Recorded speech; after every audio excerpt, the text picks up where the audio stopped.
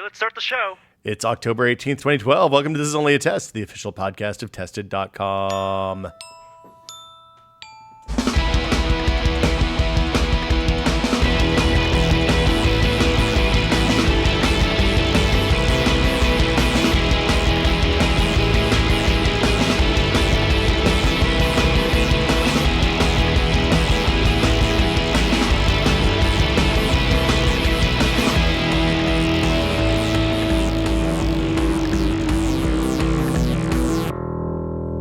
I'm Will Smith. Norm, how does it feel to be replaced by a robot? It's fine. It's less work for me, and I don't have to go rush through the intro. That's true. Now I can just I can do that anytime I want, and you can't stop me. There's nothing you can do. Absolutely. Gary Whitta, how are you doing today, sir? Never replace me with a robot. No. Well, we thought about trying to make a Gary Whitta soundboard, but it just had one button and it cursed. Yeah, that's pretty much it. Yeah, so Not a lot of variety. No, it's just some sort of mindless commentary all the time. Before we talk about anything else, I want to remind everybody, Octobercast is a week away. How did that happen? Yeah, it really is crept up on us this year. October 26th, 6 p.m. Pacific, 9 p.m. Eastern, 1 a.m. on the 27th GMT. With that information, you should be able to figure out what time it comes on in your area. We are going to go. Look at your calendar and look to the day that Windows 8's coming out that you have marked already. Yeah, unless you're in Europe or points west. Octobercast Day. Yeah. It's funny how we've always tied them in with these big launches. Last year was the iPhone 4S, and this year's Windows 8. We're gonna have we'll have some Windows 8 presents, maybe. Hopefully, I don't know. Maybe not. Maybe have a Surface. And we'll have some guests that certainly will be able to talk knowledgeably about it. I would hope so. More knowledgeably than any of us. Yeah, why would we want to talk about that stuff? So yeah, next Friday, we start at 6 p.m. Pacific time, so you can watch us. You don't have to quit work or leave your job early or anything like that if you have a normal 9 to 5 work week. You can if you want. If you don't have a 9 to 5 work week. We don't discourage that. Yeah, Some people last year watched all 24 hours. Some people didn't have that much time. They watched it after the fact because it's still fun to watch when it's all recorded. But if you only, it's better live. Yeah, it's better live. If you only have like 2 or 3 hours to watch, we recommend watching the opening section. Watch all of it. The midnight, overnight section. Yeah. No, you can't cherry pick. You got to watch the whole thing. Some people just want to see the bitter end. This isn't like picking your favorite child or you know, who do you love more, Jeff or Hour Ryan? 18 is the best of Octobercast. You think that's when we're peak it's energy? Absolutely and the worst. That's the great thing about Octobercast. You never know when the highlights are going to come. They can come from nowhere. Yeah. Although they're usually when Jeff Green is here. Frequently, Jeff Green says he's been workshopping some more elevator material. So, you know, we're looking forward to that. We got Giant Bomb guys are coming. Are we still going to get Jeff Green to do the wall dance? The floor dance? You know, the Homer, woo, woo, woo, woo, woo, where he got the curly from the Three Stooges. Oh, did he say he was going to do that? He says he was going to do it, yeah. I don't know if we have the right kind of... We We'll will make that happen. Yeah, we will provide the necessary circumstances for that. So yeah, that's next Friday. Save the date. Quit your job. Put your kids in a cage. Do what you need to do to be here and watching Everything this. is ramping up. And it's supporting a good charity. Child's Play. Child's Play. The Penny Arcade Games for Kids charity. In fact, they want to provide comfort to children if they in had hospitals. Child's Play when I was a kid in hospital, can you I would have loved that. Oh, You'd be a much less bitter, used up person. You're going to have surgery tomorrow, but guess what? Here's a 3DS. I'll be like... Do they get to keep it after they get out of the hospital? Yeah, because they can't give the used toys to other kids that have immune problems. Right. That's so nice. Right. Well, and it's not just that. When you're Gary, you were in the hospital as a kid, you know, it is a awful, boring, you don't know what's going on, you're getting poked and prodded all the time. It's never fun, but you don't feel even good. worse when you're a kid. Yeah. And kids it's they're scarier. impatient. You can't wait. So having books and games and things to do when you're in hospital, it's a very, very worthwhile and original charity. Yeah. I want to donate happy to Child's support Play, it. but only have complicated German board games to give them to children. That's have them learn some good cognitive skills. kind of mean, Norm. Hey, we have a new wall.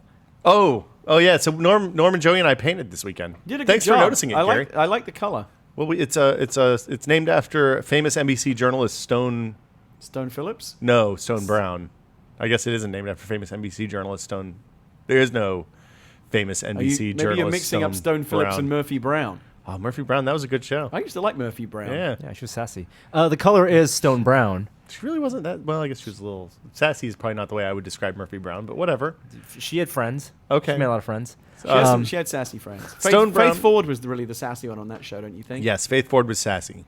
Corky No, Romano. We're really aging ourselves. If you remember Murphy Brown, you're an old. Who was the She was bald the dime guy? lady. Who was the bald guy that played? It's basically the producer on 30 Rock, the showrunner on 30 Rock, is the bald guy. Yeah, he from was the Murphy Hornberger of his age. I Yeah. know he's just getting him mixed up with Kurtwood Smith. Yeah, he does look like the guy who Kurtwood played Smith. Clarence Red, Boddicker. well, and Red from that '70s show. That's right. Yeah, I'm gonna Yeah. put my foot so far up your ass. Red from that 70s show, who was also on the Voyager series, where they go through. Yeah, he was the admiral or something, right? Yeah. He had the. Or no, he was the dead bad wife. guy. He was the dead yeah, wife. yeah, the time Yeah. travel. Anyway, Stone Brown Stone Brown. is the Good color. color. It's an Eddie I Bauer like it. color. It looks good. I think Yeah. it looks like Triceratops crap from Jurassic Park. I watched Jurassic Park Well, this I can weekend. see the other wall over here, the original color, and this is clearly. Oh, much better. This is a yeah, superior you guys color. can't see the other wall. This is very soothing. This is a very It's an earth tone. relaxing color. Yeah. Well, it makes our office look like an Eddie Bauer. Yeah, it does. Yeah, it's fall. We're going to change the color every season, so we have an appropriate theme. It is. season Would it you is like to buy very- some khakis? It is very autumnal. I have some cargo shorts here. Autumnal. I feel like curling up with a nice pumpkin spice coffee right now. Well, we're going to light the fire on the Ooh, other you can side of the take the bait. room, and I'm not going to take the bait on that. I know Pumpkin better than that at spice this coffee. point. Pumpkin Yeah. and everything. Yeah. So, yeah, let's. Should we talk about technology? I really like autumn. I think it might be my favorite It is. season. It is the best season. I like the rebirth of spring. I like leaves falling. The colors are perfect in autumn. don't have it's like leaves it's like the here. golden hour, but the golden season. The thing I like about autumn is because to me it kind of heralds what to me is like my favorite part Memories? of the year. Well, Halloween is great and a lot of fun, and then it rolls into Thanksgiving, which is also great, and then into Christmas. All the best stuff is backloaded into the last 3 months of the year, and they all roll into one another. I just kind of feel like as soon as I see, and I mean, truthfully nowadays you start to see it in August. As soon as I start to see like the Reese's pumpkins and the first Halloween candy showing up at the store, it's like, yeah, it's on. It's all the fun stuff. there really is coming. an effable feeling from childhood that you feel. Everyone has a different feeling, but going Yeah. to malls and being But with I family. like it when it gets and cold and you Cutting get to Christmas kind of- trees for you get to 35 put on days a nice straight. warm coat and have have Yeah. the kind of the seasonal coffees and stuff. It's just good. I like this time of year. See, I don't even like though being even though cold. in San Francisco you don't really get the seasons. It's It's just kind of 82 degrees outside today. Yeah. Yeah, see, I like that about fall. When Yeah. fall is better Winter than and summer. summer, I'm pro that. A couple of big things happened this week. Felix Baumgartner leapt from a balloon gondola 128,000 feet, I think, above the surface of the Earth in the stratosphere, yeah. and skydove down from there. So this was done on Sunday morning after a delayed jump last Tuesday. He didn't jump last Tuesday. Sunday, weather was perfect. They got the balloon up, which is the hard part, apparently. Very difficult, inflating the balloon, perfect conditions, perfect launch, and it took like 2.5 hours to ascend to 128,000 feet. So everything is calculated down to the like how much helium they put in the balloon determines how high the balloon's What going was to this get. One- and the guy's, envelope size. What was this guy's prior history? He was a daredevil.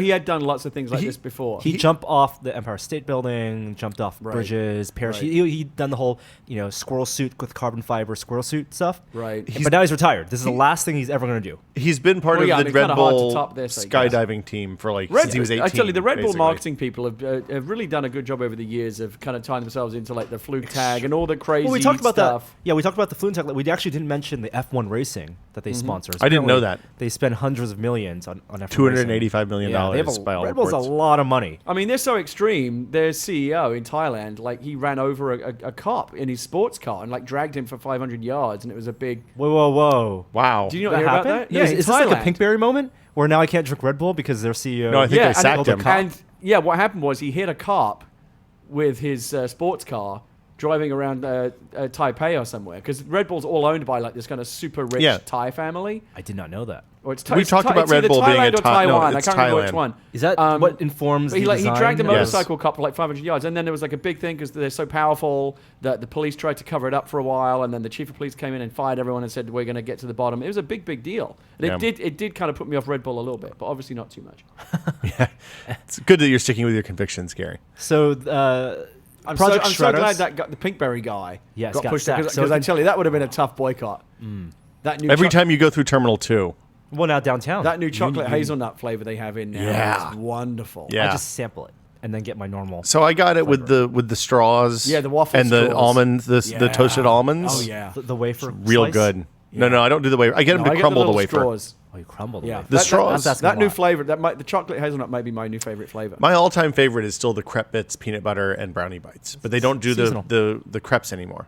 Right. I put the I don't chocolate think there's a pretzels dude in the on. back making crepes and then hardening them. You and don't then- like crepes? I like the chocolate crunchy Crepes? sludge they put on, and now Crepes. they've also brought in Nutella. Yeah. If you ask them to put Nutella on, man, they really put it on. Yeah, that's not a good thing. Yeah. But if Yeah. you like chocolate hazelnut type things, that's really the ultimate scenario. So this past Sunday, Red Bull, Stratos. Red Bull, It's a Stratos, publicity stunt. 5 years in the making. Well, also, I mean, yeah, It is 99%. Yeah. publicity stunt, 2% research for the limits of human endurance in the stratosphere. No, the research was, can we break the speed of sound? Yeah, what that affects, what that means for suits and the body. But here's the There's thing. a lot of and also Realistically, 1% awesome footage for a documentary. Okay, so but there's the hey, we could use this to get astronauts out of the space station and all that is complete horse shit. Because It's there's not for space; it's for ejecting out of a space shuttle in case there's an emergency. there's no ejecting out of a space shuttle at that period of time because you're going way too fast. The example, the only people that eject at that kind of altitude are like X-15 pilots, and we haven't flown X-15s. I'm in sure 30 they were years. able to derive some useful data from it, and it was cool. Space elevators. It was another thing that hadn't been done before. It's great. marginally, but it was a marginal increase over the Kittinger jump, which happened in the 60s and was used to test parachutes. I would have been for like X-15 and SR-71 and stuff like that. I think I would have been more impressed if they'd have kind of combined the Flugtag element and had him jump in one of those comedy airplanes. Now that I could just get crashes behind. immediately. Yeah. I was Yeah. at this point, he didn't break out like a can of Red Bull at the end and chug it. Nor did he say extreme as he was jumping off of the thing. Yeah, 2.5 Crumple it, hour chuck it off to the ascent, side. and he was rising at about 1,000 feet a minute, which it went up to like 2,000 feet a minute at the very end. Yeah. Slowed down. They calculated how much helium that balloon expands as it goes up in the atmosphere. So Yeah, it so got really really full. So that's the way weather balloons work. When you launch them, they all look like they're kind of saggy and empty, Yes. like old man scrotum. and then they get plump. And then as they get higher, the pressure goes down. The volume increases, and they get bigger and bigger until they're all full. Right. Yes. And it wasn't really a jump as so much as he just stepped off Just the a free platform. fall, really. Yeah, he just kind of. It was almost anticlimactic. Well, Once the door opened, the hatch opened when the pressure was right, then it was awesome. He did his checklist, make sure the parachute worked, stood on the edge, and jumped, and just walked off. So the interesting thing about that jump is there's a fair amount of knack to that. Like you have to do that right, or else you could die. Could they have aborted it? Like, could they have brought the balloon down slowly? It's a hard crash on the parachute. There's a balloon. There's a parachute on the capsule. Has a parachute, and they could have aborted any time and just But it's a hard release landing. air because you can release air from the balloon, and they recovered the capsule. The balloon itself is useless. Once it's out of the crate, Right. that's it. You have to use it, and that's it. It will go in some type of museum. I'm just saying, if he discovered there was something wrong with the suit or whatever, Yes. and they had to And there bring him was. down in a more controlled way, There was something wrong with the suit. The heating element to heat the visor Right. wasn't working during tests. Apparently, it worked when he jumped. So he fell down 4 minutes 20 seconds, which did not break the. Hold on, but we got to talk about the jump because the jump, the scary part is the first minute or so, because at the altitude that they're at, there's a handful of atoms or molecules of the gases that make up the atmosphere per cubic foot, right? So it's really, really thin atmosphere, virtually no atmosphere. And so there's no wind resistance when he does that initial you leap. cannot control- So he can't do the thing that skydivers do where they put their hands out slow themselves down a little bit. and to kind of steer himself or stabilize And it is him. nothing like Star Trek. You're not like he's not aiming down head first. No, No, his arms out, he's flailing. feeling tumbling. Yeah. He's spinning. So the danger is if you start tumbling, there's no way to stop, and you're just going to continue tumbling, and then until you're spinning so fast that like you die basically. So he was tumbling and reached speeds of 833 miles per hour. Right, which is well over the speed of sound Well at over the 690 density of air that they were at. Yeah, at that altitude, 690 miles per hour was speed of sound. And he said he didn't even feel when he broke the sound barrier, like when he broke Mach. Like I'm sure he didn't. If you saw the pictures, Yeah. the mission control people were obviously concerned because they zoomed in, they could see him, and all you could see was him tumbling. Did they have a arms system in place flailing. for the parachute to deploy if he Yes. blacked out or lost control or something? But if you're tumbling, one of the things that happened to Kittinger, the guy who was the Capcom on the Red Bull thing, but was the previous record holder for jumps, and who jumped in the 60s to test parachutes for X-15 and SR-71 and stuff like that. One of his jumps, he started tumbling, and when the automatic thing deployed, it wrapped around his neck, Right. and he lost consciousness and didn't wake up until he was 3,000 feet above the ground or something, and deployed his chute at literally 1,000 feet Right. from the surface. So he almost had a real bad day, Yeah. real bad time. So tumbling, then he reaches more denser atmosphere, So you can control, and then you could see in the infrared footage, he just goes from tumble to a great. There's a name for the pose, but arms spread out, where you really maximize your surface area to slow your reduce. descent. Yeah. And then he broke the 3 records for highest manned balloon flight, highest jump, and fastest speed. 4 minutes 20 seconds. Deployed his parachute, and at that point he could control where he was going to land, and land on his feet. Yeah, it was pretty amazing. Yeah. I mean, just to be clear, totally a publicity stunt. Still super cool. 8 million people watched it on YouTube. So Yeah, it was. I mean, Live, it was just interesting and good all around. And I mean, we didn't see all the footage yet because there's footage. They covered the capsules. They released helium from the balloon, then they released the capsule. Then the deployed parachute. I think 50 miles away, they recovered a capsule. Yeah. And there are several 4K red cameras on that from which they'll pull footage. And I think in a month we'll see a BBC documentary with that high def footage, with the 4K footage. Honestly, the only thing that bummed me out about the whole thing was that the person doing the commentary on the stream wasn't very good. Like, it was the 65th anniversary of Chuck Yeager's X1 Bell X1 flight when he broke the speed of sound the first time. Like, why did they not talk about? There were 2 hours to kill, where basically he just kept repeating all the same. I mean, it was just boring. The way to watch these events increasingly is just like the raw footage online. Like, I didn't see it because I was on a plane at the time, but I heard subsequently that a lot of people were watching like the CNN version of the coverage. Yeah, no, like Wolf terrible. Blitzer is just talking just utter shit all over it, and it's just pointless. Like, you don't want to watch that stuff. No, so well, I mean, and then it's political debate season in the U.S., so we're getting the same thing on all fronts. We've got sportscasters doing a bad job, we got political commentators doing a bad job, we got the Red Bull Stratos guy doing kind of a shit job, and then it's just people like us on the internet complaining about them. So here we are. Yeah, Neil deGrasse Tyson made a good point on Twitter, saying that as cool as this achievement is, if you take a schoolroom globe and put a penny a millimeter above the globe and drop it, that's how far he dropped from atmosphere. It was really nothing, but free fall. Well, and so one of the other things that was a little bit disconcerting was that the camera that they used, and they did mention it in the stream, but it wasn't immediately obvious. The cameras that they were using were really wide angle lenses. Oh, so you don't see the curvature. He couldn't really see the curverture of the Earth from where it was. Maybe a little bit. Yeah. But it looked so it made super. it look like there was more curve than it really was. Yeah. Okay, that's a good trick. One thing I don't think that was intentionally made to mislead. I think it was just so that you could see more of what was going on. Right. The thing I have to say is, to anybody who said, "Hey, I could totally do that," I think most people could probably ride the capsule up and open the door and maybe dangle their feet out. But when it came time to stand on the thing that's a foot wide and side of a skateboard, 6 inches wide, a foot long and 6 inches wide, I don't think normal people could do that. Yeah, and I don't know if they would also be able to control the jump in a way that is necessary to land safely. And I don't think that they could survive the spin. It's not just falling. I mean, there is some some skill involved. It's not like there's a monkey could do that. There's a reason why they don't let you just jump out of a plane with a parachute until you've been taught how to land. Yes, absolutely. Exactly. Speaking of parachute, I want to talk about the camera equipment was super impressive on the ground. So there's a company that does aerospace cinematography. So like Top Gun?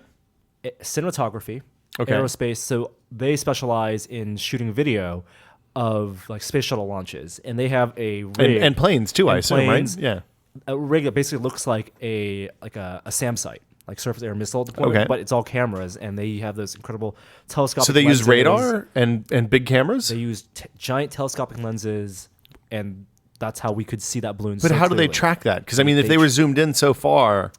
They have a combination. I'm talking to the guy who runs the company. Okay, cool. He will let us know. So there'll be a story soon, I hope. Yep. Awesome. And the cameras that he had strapped on to him. He had one that was aimed up, one that was aimed down, one on his chest, one on his head. The view of the platform where he stood up off of the capsule and then just kind of fell away was the amazing one to me. I mean, I don't know if you guys saw that, but literally it's like the whole world is laid out below you. There's this little tiny guy, and he dropped away so fast. Yeah, it was great. It's amazing. Speaking of parachutes, wait, no, that's a terrible segue. Microsoft announced date and price for the Surface. We kind of assumed the Surface RT. So this is the ARM-based Surface tablet. It's Microsoft's own branded version of the Windows 8 ARM tablet.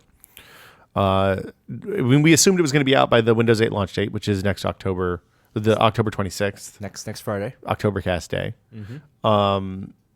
And they confirmed, and they announced pricing as well. So the RT model, the 32 gigabyte Start at 32 gigs. Starts at 32 gigs, is $500, same price as the iPad, the new iPad 16 gig. For an extra $100, you can get the black touch cover, which is the kind of smart cover with the touch-based keyboard on it. And I imagine most people are going to get that because that's one of the key features. I've got to think so, yeah. I think where I don't necessarily think you should buy a keyboard with the iPad, I don't think it's necessary. I think with this, you're going to want to probably have a keyboard. I think that's probably right. Well, it comes with Office. Yeah, right, exactly. Because I mean, you're not going to really write papers and stuff with a touch keyboard. I don't think. As much as they've said the touch keyboard is better in Windows 8.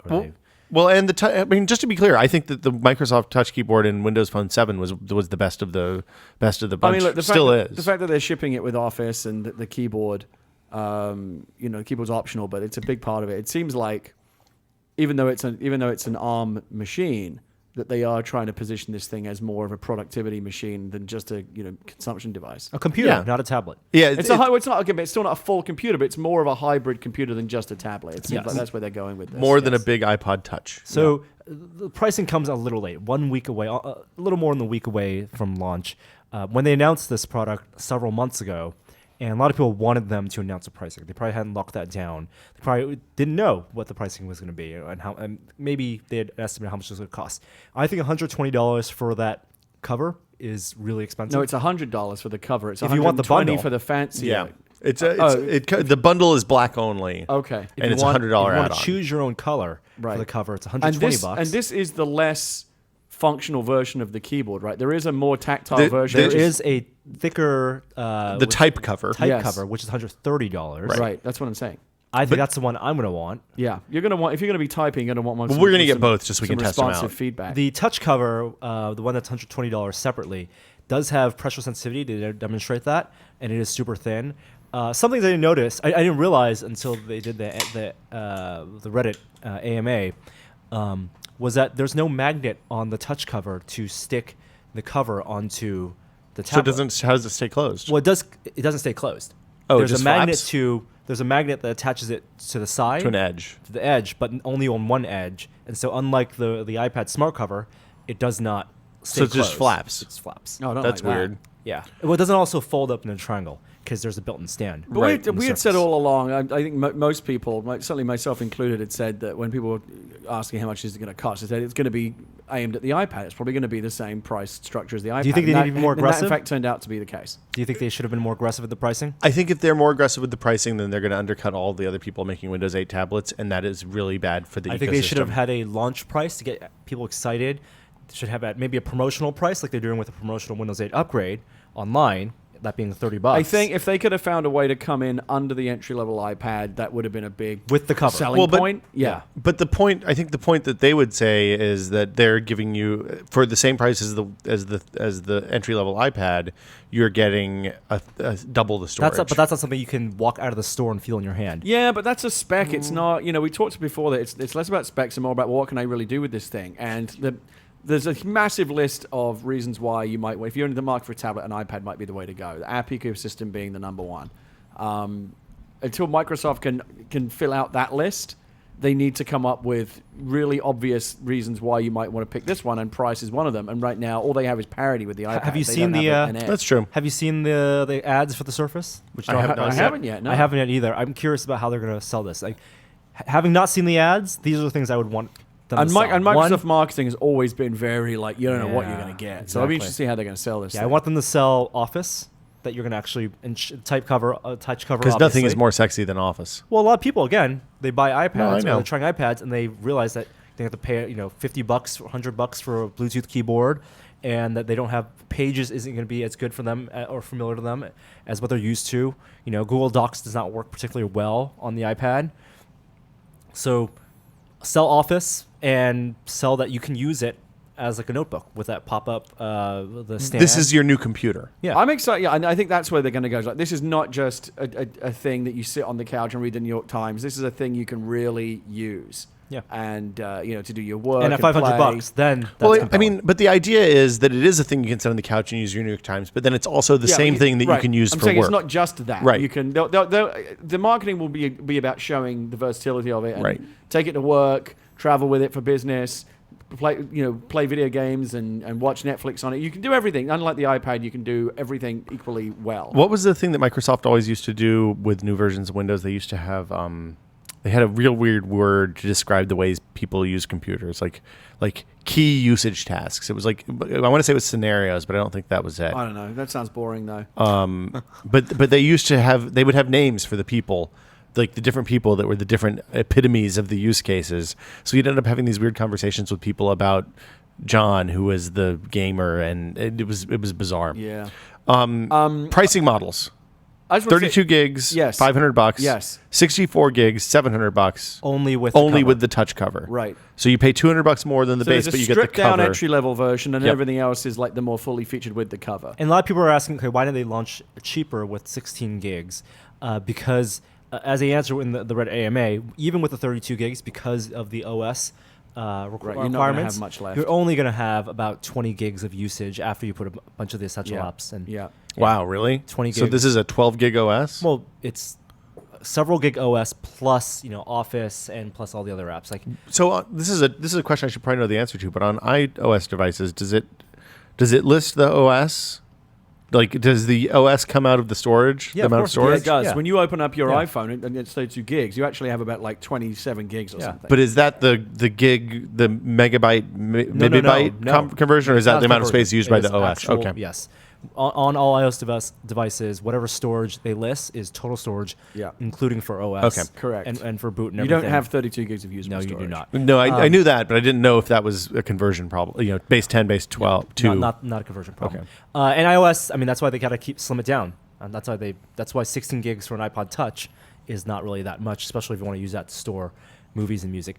Well, and 16 gigs for an iPod Touch at this point is real narrow. Oh yeah. I mean, so 32 gig Surface, there is also a USB port. There's a micro SD slot, so you can expand it. Yep. Yeah, you can put a USB hard drive. You could put micro SD only for media. You can't put apps on that because you have to download it from the Windows Store. Right. Hold on, but can you put? And you can't run x86 apps on this because it's the ARM version of the tablet. So it is literally just for media. Yes, just for movies. But I mean, that's something that most other like you can't expand the storage in the Nexus 7. Correct. Kindle Fire doesn't have a slot. iPad doesn't have a slot. iPad obviously doesn't have a slot. So I mean, that's a selling point, especially when you look at a 64, and it works with the greater than 32 gigabyte cards as well. So you can get a 64 gigabyte SD card. Yeah, I mean, look, it's real cheap now. Microsoft, right? And part of the selling factor of Microsoft and PCs has always been that they're upgradable and expandable, and even in a tablet form, I think Microsoft wants to keep that going. Yeah, you have HDMI out.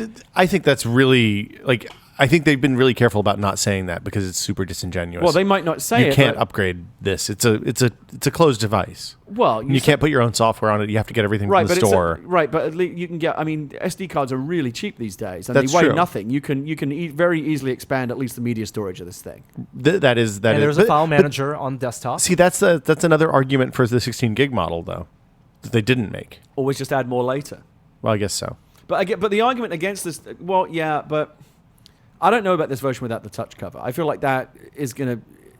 Yeah. It's a bad experience. That's one of the best things about it. I think they should have bundled the touch cover, at least promotionally, to start. Be an early adopter. Take the risk with Windows. They could have done an introductory offer, like for the first 4 weeks, whatever, you get the cover, and then they jack the price up or something. Yeah, exactly. Just to get sales going out of the gate. That's possible. And they estimate to build, and sell 3 to 5 million of these in the holiday season, which is conservative. That's a lot. I tell you. It's still a lot. You remember when they first had that super secret event where Balmer came out and Mega Man Balmer and the whole thing? I was I've been on board with this thing from the beginning. I was like, wow, this looks like Microsoft really got it right. And obviously we want to see the final hardware because the hardware that they had was very prototypical and they were very wary about letting journalists get their hands on it because it wasn't really fully functioning at that early stage. So we're going to want to see the final hardware. But fast forward to where we are now and suddenly this thing's actually going to come out. I'm still very bullish about it. I think this thing could really be good. But the thing that we were also bullish about was the x86 version, which they have not said anything They haven't about. yet announced that. Right. No pricing, and we estimate that's going to be like $1,000 to compete with Ultrabooks. I mean, it's going to be a little thicker. We'll have that pen. Who estimate? We estimate that, we estimate because they I said don't. competitive with Ultrabooks. And I think ultimately that's the more interesting version because $1,000. again, we talk about this hybrid version of a computer. The x86 version isn't a hybrid; it's a computer. It's a computer. Yeah. I mean, the x86 version is. I'm much more likely to spend $800 or $1,000 on something that is a x86 machine and can run real software. Well, if they launch than that, something you know, that's Probably limited not. to just. I mean, I'll because be really to see what it does with games. If that's I- viable. Well, if it has i5 or the new Ivy Bridge stuff, it'll run everything the Ivy Bridge can run, which is StarCraft and TF2 and FTL and everything. I guess, most but of at those that basic point, stuff are on you Steam. really? Wouldn't you rather just get an Ultrabook? here's the But the Ultrabook you can't use as a tablet. Yeah. If you want to sit on the couch and do your No, multi-touch you're right. stuff. That's, and also the that's pen. the smart thing. and, pen input. And the thing that worries me about the WinRT tablet is that you are limited to stuff that's in the apps in their Windows store. So thing if their I'm apps aren't good, Yeah. you've got a real Absolutely. problem. And I'm a little bit concerned about the x86 version in that, in theory, it's great to be able to detach the cover and suddenly it's a tablet. But I don't know how light they can make the x86 Oh no, but you're not going version to of use it. that. Well, I Use mean- that in the same way you're going to use a tablet, like the iPad or Nexus 7. You're not going to be in the bathroom using the Surface Pro. You're using. Well, we it in know a you're tablet. not with all your Oh, yeah, issues. no, God no. Right. No. I mean, I'd take a Surface Pro in the bathroom. That is. I got no beef with like I'm that. telling you, and we'll get to it, I'm sure. But one of the I'm excited about the iPad Mini because, man, that's going to be my bathroom Oh, my goodness. reading material. Let's move on. Let's carry on. You for know, a I've minute. okay. And this Hold is on, Norm's a got weird another tangent. thought. That lightning cable, I'm committing to only one lightning cable in my house. You just got a second one. Well, I'm not. I'm not using Okay. that. I'm not using it. Why do you have it then? Because It came for with the iPod. Touch. It came with the iPod Touch. Oh. I'm not using it. I No, have you one can- for home and one for the car. That's what I did. I don't have a charger in my car now. The thing that bugs me the most though is because I always want to use the fat plug, the 10-watt charger, because it's a supercharge Yeah. for the Mhm. iPhone. But because it only has one USB port, now I have to switch between the iPad 3. Don't you have two of those And I'm 10-watt telling chargers? you should do a test, but I'm convinced that the lightning cable charges faster than the old dock cable. the charge. I'm sure. I'm it's sure new it battery. does.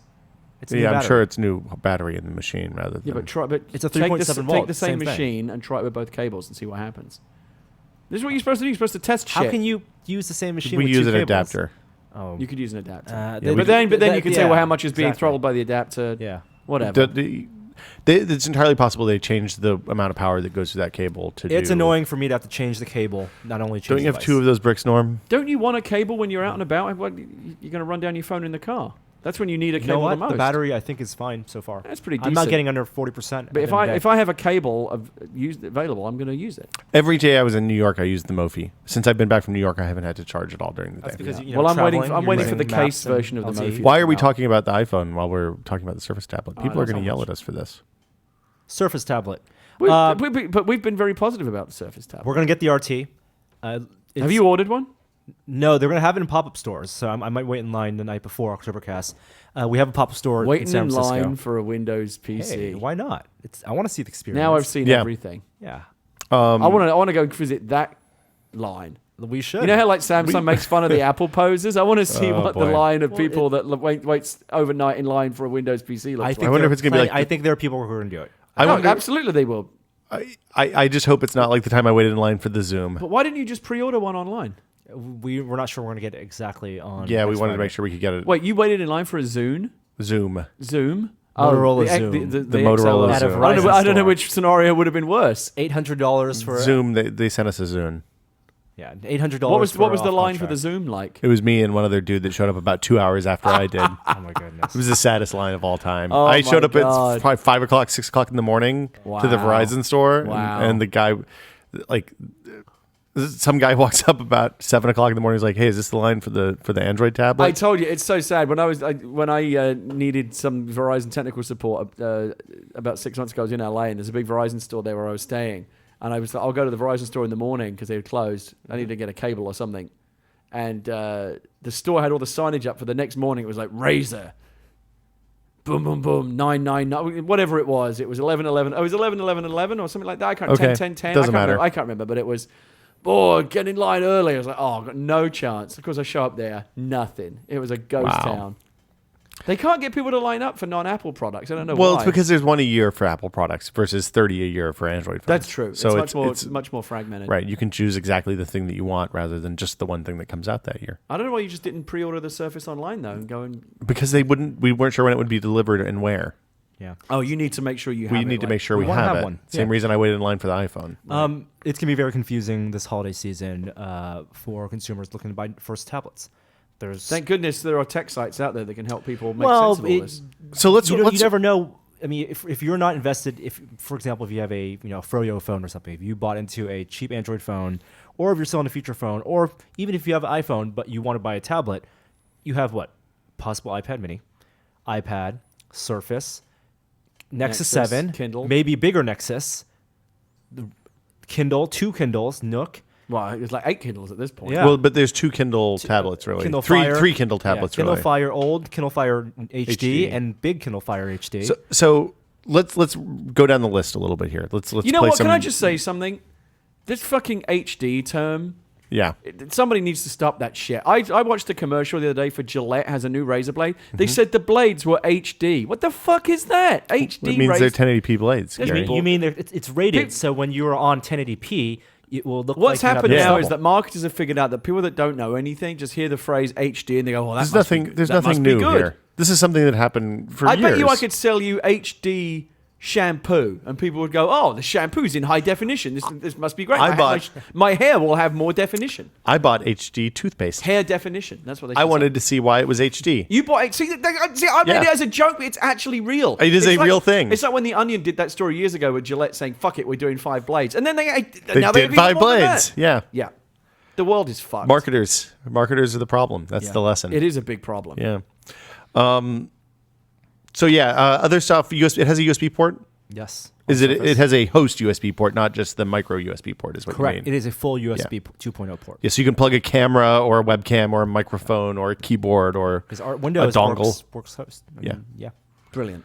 And the screen is so the other thing that was interesting out of that AMA was the screen talk, because somebody said, "Hey, your resolution's a lot lower than the new iPad, And it's a big screen. It's a bigger screen." The one thing that worries me a little bit is when because I hadn't seen it in a while. I haven't really been following it that much since the launch. But now it's coming out. There's a lot of news coverage of it. And I saw Balmer or someone up on stage holding one. I was like, man, that's big. It's a computer. Yeah. It is big. It is. You're using it as a tablet only in the sense that And you're going to look at pictures on it, or And I wonder now that the websites case is with being touch. made for smaller tablets. Google's made a great case for it. The Kindle's made a great case for it. Apple clearly is going in that direction now. That Microsoft feel like they're going in the opposite direction to where the market is going. As people are making smaller, more manageable tablets, they're coming up with this fucking jumbo-sized thing. Tablet is almost like it's a broad category, just like a notebook or Well, it's laptop. certainly a broad category with the Surface. It's the broadest thing I've ever seen. So, well, and that's the weird thing, because it's a weird form factor as well. It's like it's 16 by 9. Like it's just long. Well, you hold it horizontal. It's got a kickstand. but with 2 hands. Yeah, I mean it really needs 60 one. by 9 is going to be you're holding with 2 hands because you can swipe in with the charms on the right side and swipe between apps on the left side. It just seems kind of ungainly as a tablet. I can't see people. But really just running like around just like with you it. said, notebook. You can't say, "Oh, I need a notebook because I can take it to class." Oh, what am I going to get? There's 15-inch notebooks, 13-inch notebooks, Ultrabooks, there's MacBook Airs. There's 22-pound desktop replacements. To be fair, I think like as a tablet, it seems on the bigger side. As a computer, which is what Microsoft's trying to encourage you to think of this thing as, it's one of the smallest. Just think of it as a computer with a touch interface. Here's the thing, though. Think about why those 7-inch tablets exist in other ecosystems, right? So Google launched. Apple is theoretically launching an iPad Mini to have a product in the iPad line that's in the less expensive price point, Right. Kind of a more entry level device, $250. and also to fill in a gap in the size between the iPod, And we the say iPhone, and the size, tablet. I mean usage. Well, not just filling. Not In just, how people use I stuff, think it's yeah. less about filling. And we'll get to it. It's less about filling out a gap and more about, well, look, people clearly want these smaller size tablets, Right. and we can't not be in that market. Right, because as we've seen with the Nexus 7, it is something you can walk around the house with one hand and read. And walk get around recipes. take out with you as well. Yeah, much if more it's in my back manageably. pocket. Yeah. So that's the other thing. Google did the Nexus 7 because the 7-inch portrait-only orientation is closer to the phone where they've had success, and they needed to make something that was going to be a good Android tablet that wasn't a Kindle. Yeah, I mean, I've been walking around a lot with my Paperwhite, which fits perfectly in my pocket. Yeah. And it's making me think, wow, if I had a full tablet like this that was this size and weight, I would love this. Yeah, you'd never use your iPad. Yeah. So and then on the other hand, the Kindle is a pure consumption device. So those Kindle Fires are a fantastic size. They are strongly competing with the Kindle e-ink readers, paper books, stuff like that. Yeah. So the small size makes a ton of sense. I think that the Kindle Fire HD 8.9 is a real weird product. Yeah, I don't understand why that product it's exists. expensive. It's moving away from where the market is going. The tablet market is getting smaller in terms of devices. Well, people realize On the other hand, they're not just going to have a tablet. If you only had one device, not outside the phone, maybe you can get away with a big Surface, a 10.6-inch tablet. But if you have a laptop or a computer and you want something to walk around the house with, smaller makes more sense. I think that what's happening, though, is Microsoft is trying to be the one device. I think Microsoft is trying to be no, you don't need a new laptop this year. You're going to use this and your old laptop, and this is going to be your new computer. I mean, like I said, it could be, and you can never predict this, but it could be absolute genius, this idea. This bridging that gap between the tablet and the computer. I think that's why I'm very excited about the potential for it. Are you only But I don't know if excited it's for gonna a work. Surface, or would you be enticed by a well-designed Windows 8 tablet / notebook made by a different manufacturer? I'm excited by this whole category, this whole idea of this hybrid, and Surface obviously being the flagship for it. I don't think Apple would copy them, and I think they're already kind of halfway there with the Air anyway. I don't use my iPad much around the house anymore because I just use the Air because it weighs very little more, Right. and is so much more useful. Do you ever find yourself with the Air wanting to touch the screen? No, I know what you mean, but no, that hasn't happened. But I guess if there was an Apple version of this Surface type product, I'd be interested in that too. Because something like Lenovo, the Yoga, the new 11-inch one that they announced last week, that is like Surface in that it runs Windows RT, but it has the fixed keyboard that you can fold all the way around, so you have that tablet mode. But that is like $800. And it's huge compared to a tablet. It's 11-inch. No, I mean, it's thick. Oh, yes. It's a big device. Do you think Microsoft can really reasonably expect this to be a mass market product if they're only selling it in a handful of their little Apple To start. I think they're doing that stores? to limit availability because they have limited availability. Right. I mean, Also to I think But you think like eventually they'll Money. be available Right. everywhere? I was going to say Best Buy, but absolutely. Best Buy will probably be gone by the time that happens. Well, I think Microsoft's doing this so that they can God, can go into a Best maximize the Buy. amount of units. I to went get into a out. Best Buy the other day. It was like walking into a morgue. It You was don't like just Best Buy, sad. I heard. Well, to be fair, I bought a bunch. I don't buy Blu-rays anymore, really, because it's all digital cloud shit these days. Yeah, you're all iTunes. But they had a bunch of good deals on Blu-rays, and I bought like $100 worth of Blu-rays. I didn't expect to buy. How many Blu-ray? How many discs was that? Like 10? It was 8? I mean, I got Gladiator on Blu-ray for like $16. One of my favorite movies. It's a great movie. I got a My couple of Disney movies on Blu-ray. My problem with Oh, yeah. Blu-rays is that we're at a point where Blu-rays are almost in the actual discs are in their second or third iteration of some movies, and so I can't go into a store and see a Blu-ray and be confident that's the best version. Of You use the Amazon app so and for look. example, this is the kind of shit you got to go on with the web to know about. Like Exactly. when they first released Gladiator on Blu-ray, they fucked it up. Yeah. And the picture quality was shitty. Yeah. They reissued it, but you had to know what to look for on the box to know that you Wow. were getting the properly remastered Yep. version. Same thing with a bunch of new movies. Yeah. There we go. So that's it, Surface. Next week, October 26th, we probably will not have live coverage on the day unless they send us one early, just because... You mean on Octobercast? On Octobercast. You don't think we'll have a Surface? I think we'll have Oh, one we're here on Octobercast. I don't think we'll have a video on the We're site. going to It'll want to probably be definitely the talk, week we're definitely following. going to want to play with it on Octobercast, surely. We will do everything we can to have one for Octobercast. but still make it an entertaining podcast. Yes. For you and the kids. There's an Apple event on October 23rd. We've kind of alluded to this already. I personally think that they're going to revitalize the classic iPod line with the wheel and the hard drive and introduce new Mac Pros. Okay, so let's start with the first part of that. I haven't heard anything like that. What makes you think they would do that? 'Cause it seems I'm like being Will's a contrarian asshole.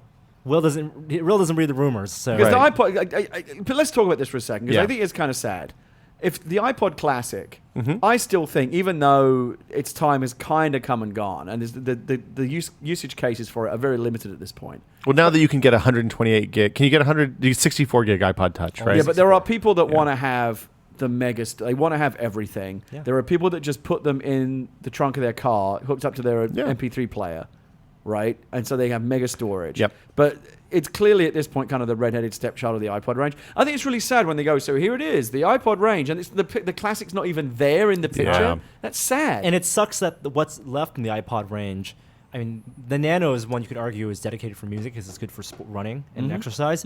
But iPod was for music, and the iPod Touch really isn't for music. It's for apps. It's for everything. It's a pocket computer. It is absolutely For your is. pocket. And An iPod I don't know. Classic They're not upgrading with Bluetooth or anything. I guess I'm kind of a sentimentalist. The fact that they still make the old classic that basically still looks like the OG iPod. I think that's kind of cool. I have a 30 gig iPod Classic that I still have. I charge it every once in a while so it keeps working. Yeah, it's a fantastic device. I still have I love it. I still like a third gen iPod. They're still selling it. They're still selling it. Yeah, you can get it up to 64 gigs or something. 250 gigs now, something huge. It's massive. I think it's 250 is the biggest one. Yeah. They should go up to terabyte. If they went up to terabyte, that would be for people rad. that want to have the mega collections. Of course, the cloud is making this kind of moot. But really, it's not. If you listen to a lot of music on your iPhone and you have a data plan, you can. That is one of the things that you can do that'll add up. Yeah, absolutely. That's what I'm saying. Streaming adds up. Yeah, but I'm not one of these people. I think most people don't need to have their entire. Either don't need to have their entire music collection on their phone all the time, on their device all the time, or don't have a big enough music collection that they could even take up all that space. So, plus you have to deal with iTunes, which is crap. Yeah.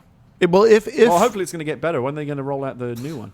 I got to say, I didn't like that demo of the new iTunes. It looked really confusing to me. Yeah. I think there's nothing they can do to make iTunes good. Well, I mean, I'm glad that they're finally giving it a comprehensive overhaul. I'm just saying I don't know if they've made it any. I think they've just made it different. I don't know if they've made it better. Here's the thing that needs to change for me. Like I'm still paying for iTunes Match. I actually quite like it, even though it's broken in a lot of important ways. I like iTunes Match.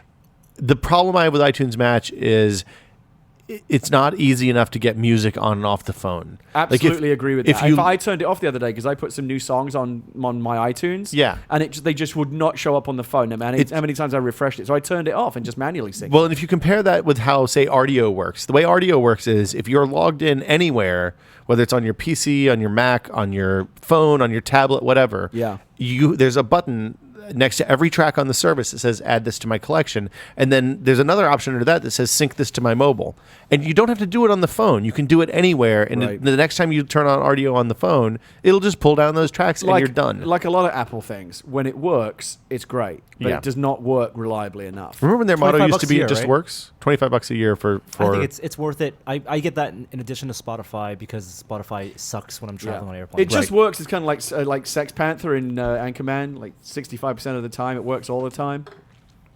Yeah, that's exactly it. And still all of my explicit tracks are non-explicit now, so that fucking just annoys the hell out of me as well. But not all of them. Okay, but you weren't being serious about the iPod Classic. No. I just hope they don't actually ever totally. Again, I think they figured out there are still people that there's enough of a constituency out there that it's worth keeping it going, but they clearly don't really want it around. In 6 months, it might be the only Apple product with a dock connector. Because everything's going to get updated to the new. I bet they'll update it to. Oh no, actually they probably won't update it to use the old one, because if the use case is for BMWs that have dock connectors, I don't think the Classic will ever be updated or refreshed again. It is what it is now, and it'll be around. There's until like they some finally decide to factory kill in it. China where like they train people before they get to work on the iPhones, the build iPhones. They have the. It's like the RPG Noob every Quest? now and again, you must build iPod. One of the guys at Telltale has first. one on his desk, and like whenever I would see it, it would just like put a smile on my face. I'm like, oh, you have the fucking OG iPod. That's you guys, cool. so I cleaned out my garage a few weeks ago. Along with that process, I dug up a bunch of old hardware, like 15-year-old stuff in some cases. Yeah, and it was amazing to me, because as I was going deeper, it was like an archaeological dig. And first I found my old iPod, my 4th gen iPod, which was great. It was only like 10 gigs. It was a small hard drive or whatever. Yeah. And then I found an iPhone, a Nano, and then I found I've got an old Nano, a Mini, the old, iPod Mini. I got like the old chewing gum stick Nano. That's the one I have. The one with the black and white screen. That was good. Oh, it's the best. It's tiny. nice to go back to old technology. Sometimes those older generation iPods still really hold up. So, well, except for the minis, because they all had those little tiny hard drives, and they all died after like 2 years. The minis were not great, and there were a couple of nanos along the way where they kind of took a step back or didn't know what they. If you look at it's weird. If you look at the evolution of the Nano range, yes, it's clear that they never really knew where they wanted it to go, because each version of it was completely reinvented. At one point it had a camera, it did video, then it didn't again, then it was a watch, now it's not. It's like it's been very new weird. shimmer is a floor wax. No, new shimmer is a dessert topping. Right. The point was, the Mini was the first iPod I bought, And then before that, there's this whole weird range of like this creative thing that looks like a CD player kind of that has a giant hard drive in it. That was like 20 gigs, the Nomad. God, I remember and then there those. was a D-Link version of that same thing that was supposed to go in the back of your car. And then there's a bunch of Rio products and I remember the Sansas and all Rios, these yeah. other iRivers like- and Oh my and god. the thing Those is, are fine. all the interfaces were bad. interfaces are bad. The but thing, the good thing is you can plug it into a computer and just drag and drop oh, music. completely agree. But the thing that I realized is the iPod didn't win because it played music better or anything. The iPod won because of the scroll wheel. Absolutely. Because you There's could a find great- your music quickly. There's a great book about the creation of the iPod called The Perfect Thing, which is again as just kind of a cornerstone of classic design innovation. And you're right, you're absolutely right. It wasn't doing anything. It didn't do anything new. This is classic Apple. It doesn't do anything that you couldn't do already. It just Right. does it in a way that you finally get it and want to do it this way now. Well, and what happened, it came out at just the right time when you were starting to see players with 1,000, 2,000 song capacities.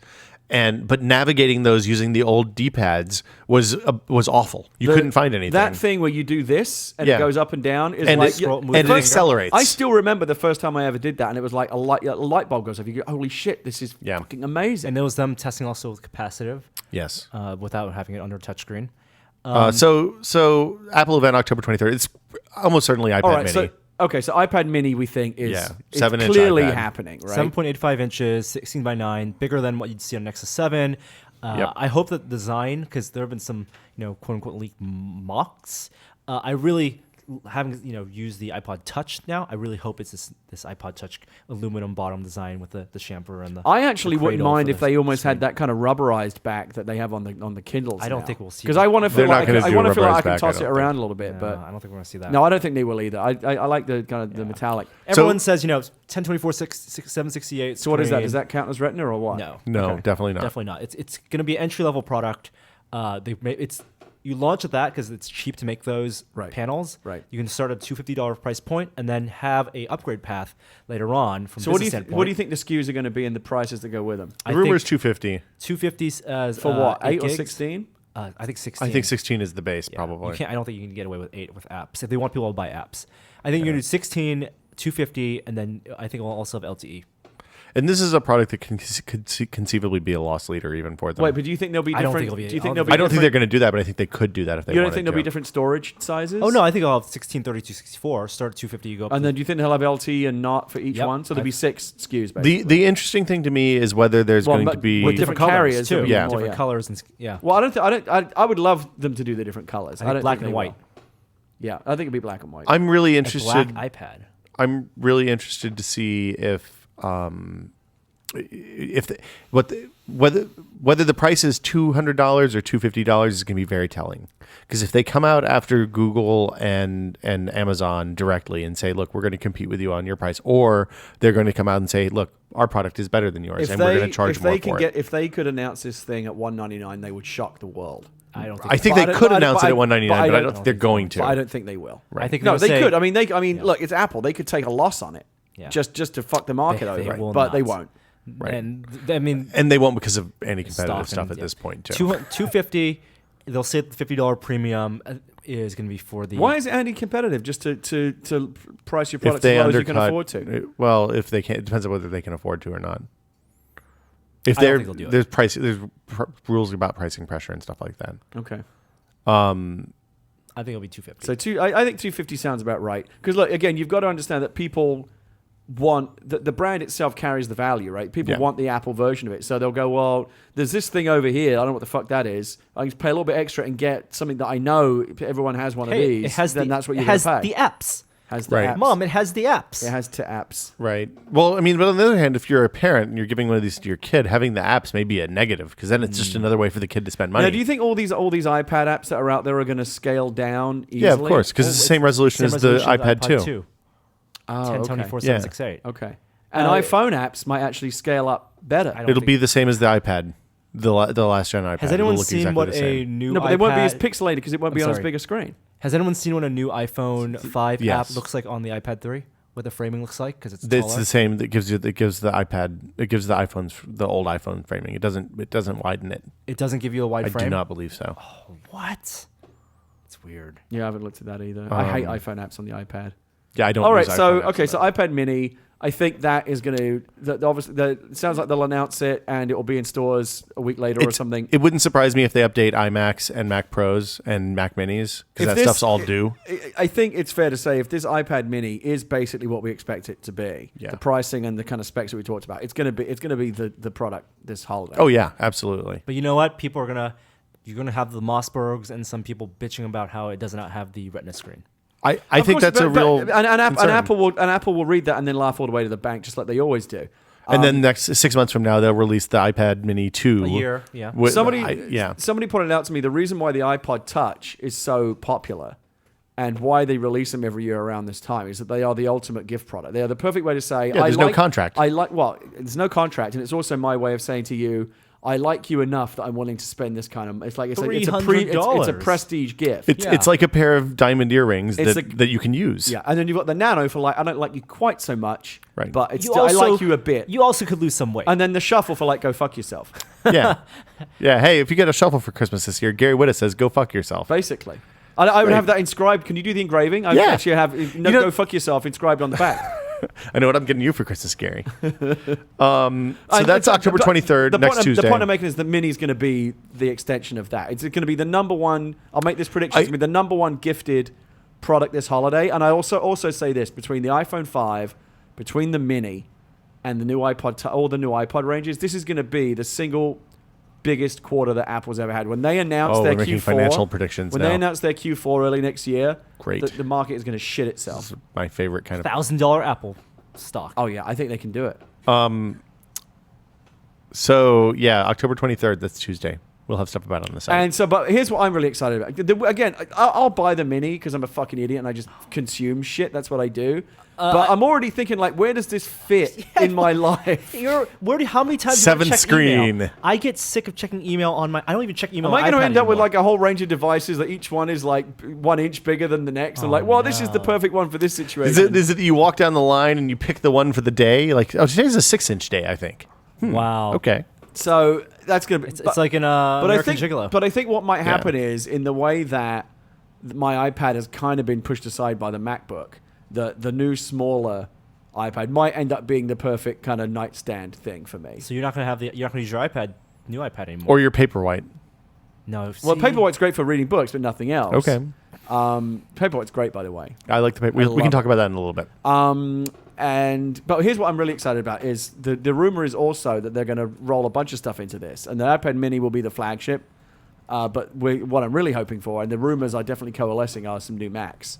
Because I'm so ready for a new Mac at this point. Well, it's time. They haven't updated anything with Ivy Bridge yet. The laptops have. I'm still on a 2009 iMac. They are way overdue for a new iMac refresh. Well, because the 2009 doesn't do AirPlay streaming because it doesn't have the right kind of H264 encoder on it. But the rumors, we're at that part of the rumor stage where we're starting to see components leak out, and so I'm very excited about that, and probably new Minis as well, and very, very strong rumors of a 13-inch Retina MacBook Pro as well. Yeah, that makes sense because that 13-inch MacBook Pro has been a weird kind of bastard SKU for a long time, and updating it with a better screen make it relevant again. Makes it very interesting. Yeah, so 13 inches, you have two options: super light or super high res screen. And it's much better because right now there's absolutely no reason to buy the 13-inch MacBook Pro unless you really need an optical drive. And I won't be excited until they can figure out a way to get the Retina screen in the Air, which will probably be the next year's refresh. That's what I'm looking forward to. That'll be sexy. I have to say I'm incredibly happy with this Air.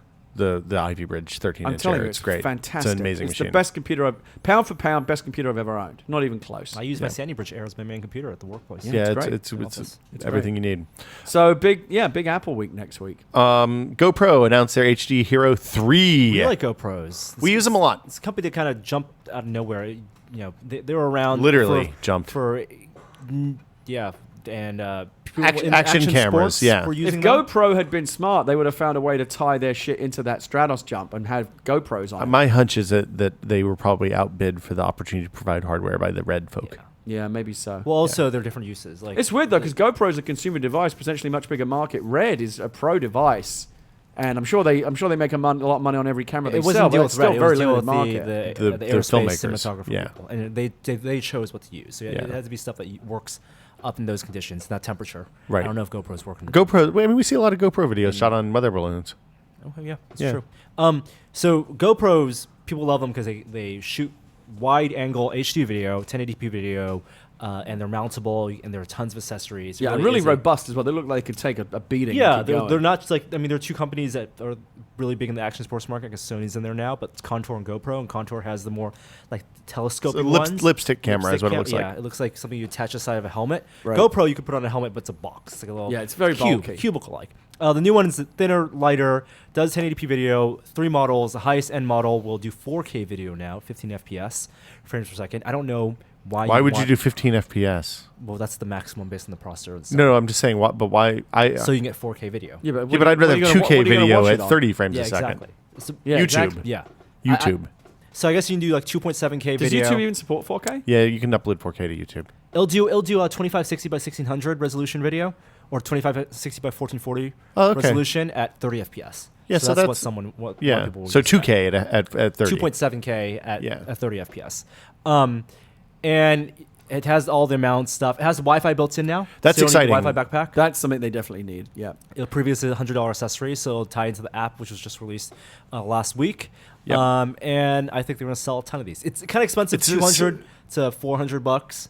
$400, but if you count the Wi-Fi backpack being built in, that brings the price way down. I love the fact that you use these GoPros, but you don't really use them in the way that they're intended. Like you guys aren't like jumping off fucking cliffs or mountain biking. You're just sitting at a table while using a guy's Yeah. Like you're supposed to be getting out there and like doing shit. Let's see. Be a hero. I used one for the third-person camera, and I walked around Maker Faire with my eyes completely covered. That is really extreme walking. It's pretty extreme. Joey sometimes puts one on his on the shoulder rig when we're shooting stuff. Right. When we did the airplane guy, those were all stuck all over the cockpit of the airplane. Yeah. It's like pretty extreme. All right. They're versatile.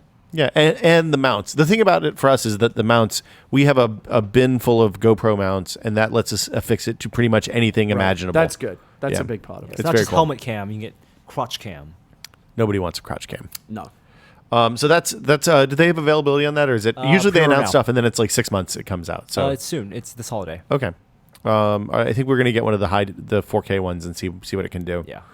Boxy announced their Boxy TV, and this is a real weird product to me because Boxy, if you remember, Boxy started off as a fork of the XBMC project, which was originally a way to use your old original Xbox One as a media center. Yeah, Boxy's the one that kind of looks like a cube. Well, yeah. So then they released the Boxy Box 2 years ago, a year and a half ago now. It's the history is so weird. XBMC used to be media player software. That was like a homebrew thing, right? Homebrew media. It is, yeah. It open still source software, so you could play video on your Xbox. Right. Hack your Xbox. And it's a very well-liked product. It has now evolved into, it's still a great front end. It'll run on Raspberry Pis. You can still use it as a media streamer.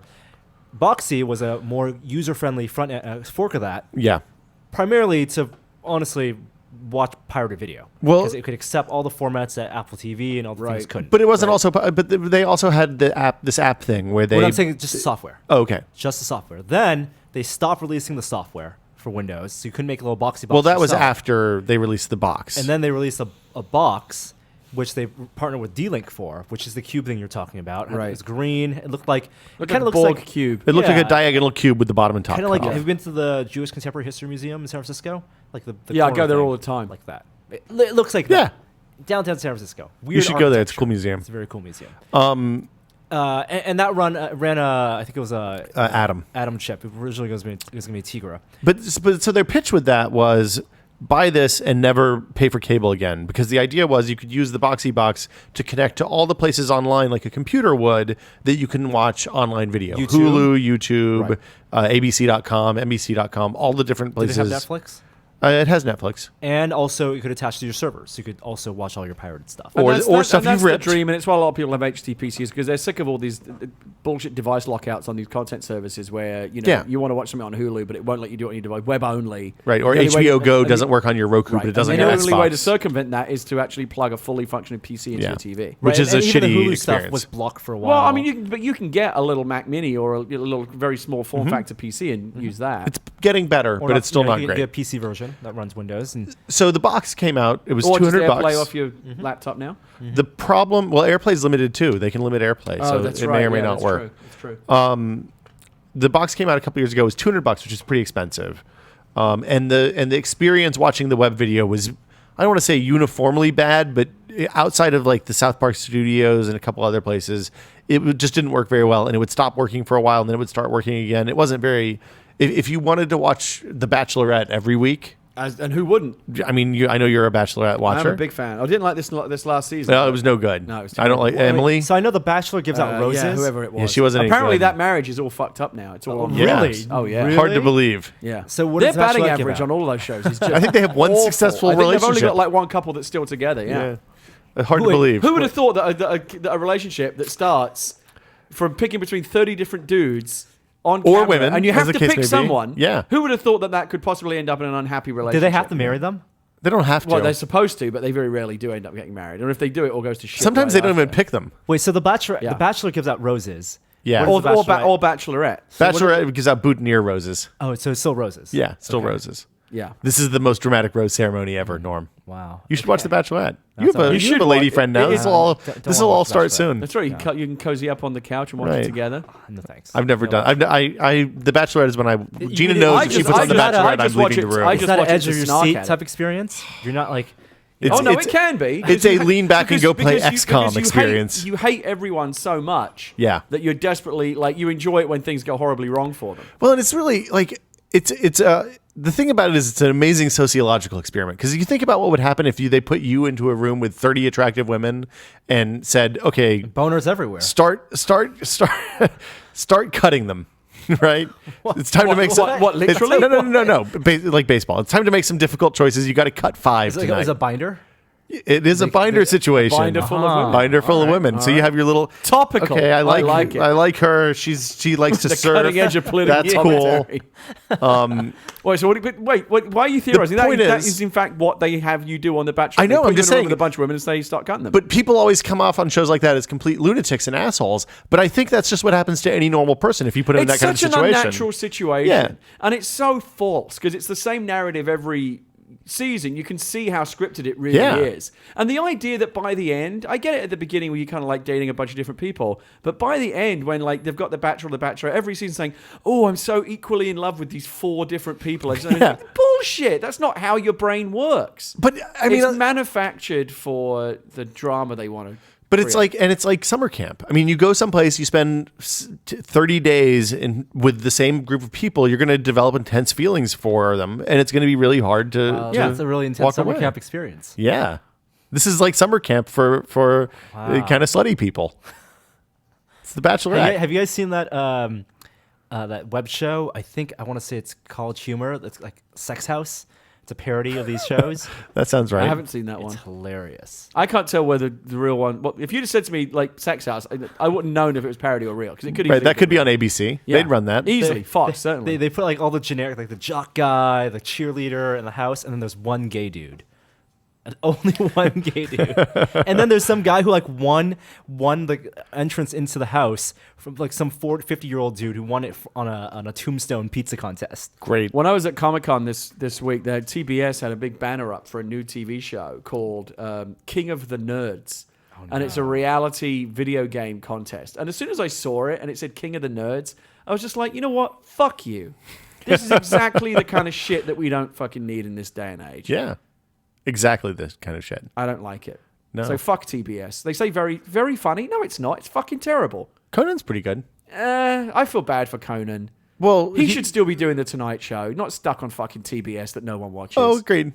Yeah, Conan got the raw end of the deal. He's responsible for so many things I love. I read that book about the Leno Conan late night wars. It was really good. Was it by the Late Shift guy? It was called The War for Late Night. It was the same guy that wrote The Late Shift. Yeah. Really good book. I'll have to check it out. And you know, I think what Conan got eventually, he was going to go to Fox and go somewhere else, but eventually how they convinced him was they said, look, TBS, because we're one of the original cable providers, cable channels. We're on every single cable package. Like it doesn't matter how basic your cable package is, you get TBS. I'm sure that's how they got George Lopez too. That's how they talked him into it. It's unencrypted. I turn on the late night shows occasionally, and I see Leno. I'm like, you shouldn't be there anymore. Right. And Go die. And Conan's over on TBS. I just feel bad for him. He should have ended up. He's with better a much than better you. thing. Much Yeah. better. Yeah. So yeah, Boxy not particularly Have reliable you if seen you want to that watch The show on Bachelorette every week. TBS where the guy owns a bar and he's like half Asian? And he's like, and his dad is the dad from the Wonder Years, and his mother is this like I'm gonna go ahead and stereotypical Asian chick. Oh. It's awful. I cannot stand that. I'm going to tell you a secret. I don't watch that much TV, and I have not watched a sitcom on TBS in 20 years. If Dante lived in this day and age and he was redevising the 9 circles of hell, the 9th one would be stuck watching nothing but TBS original programming. I think that they have a couple of shows that get awards and stuff, though, don't like they? What? The one about the girl and the 3 guys.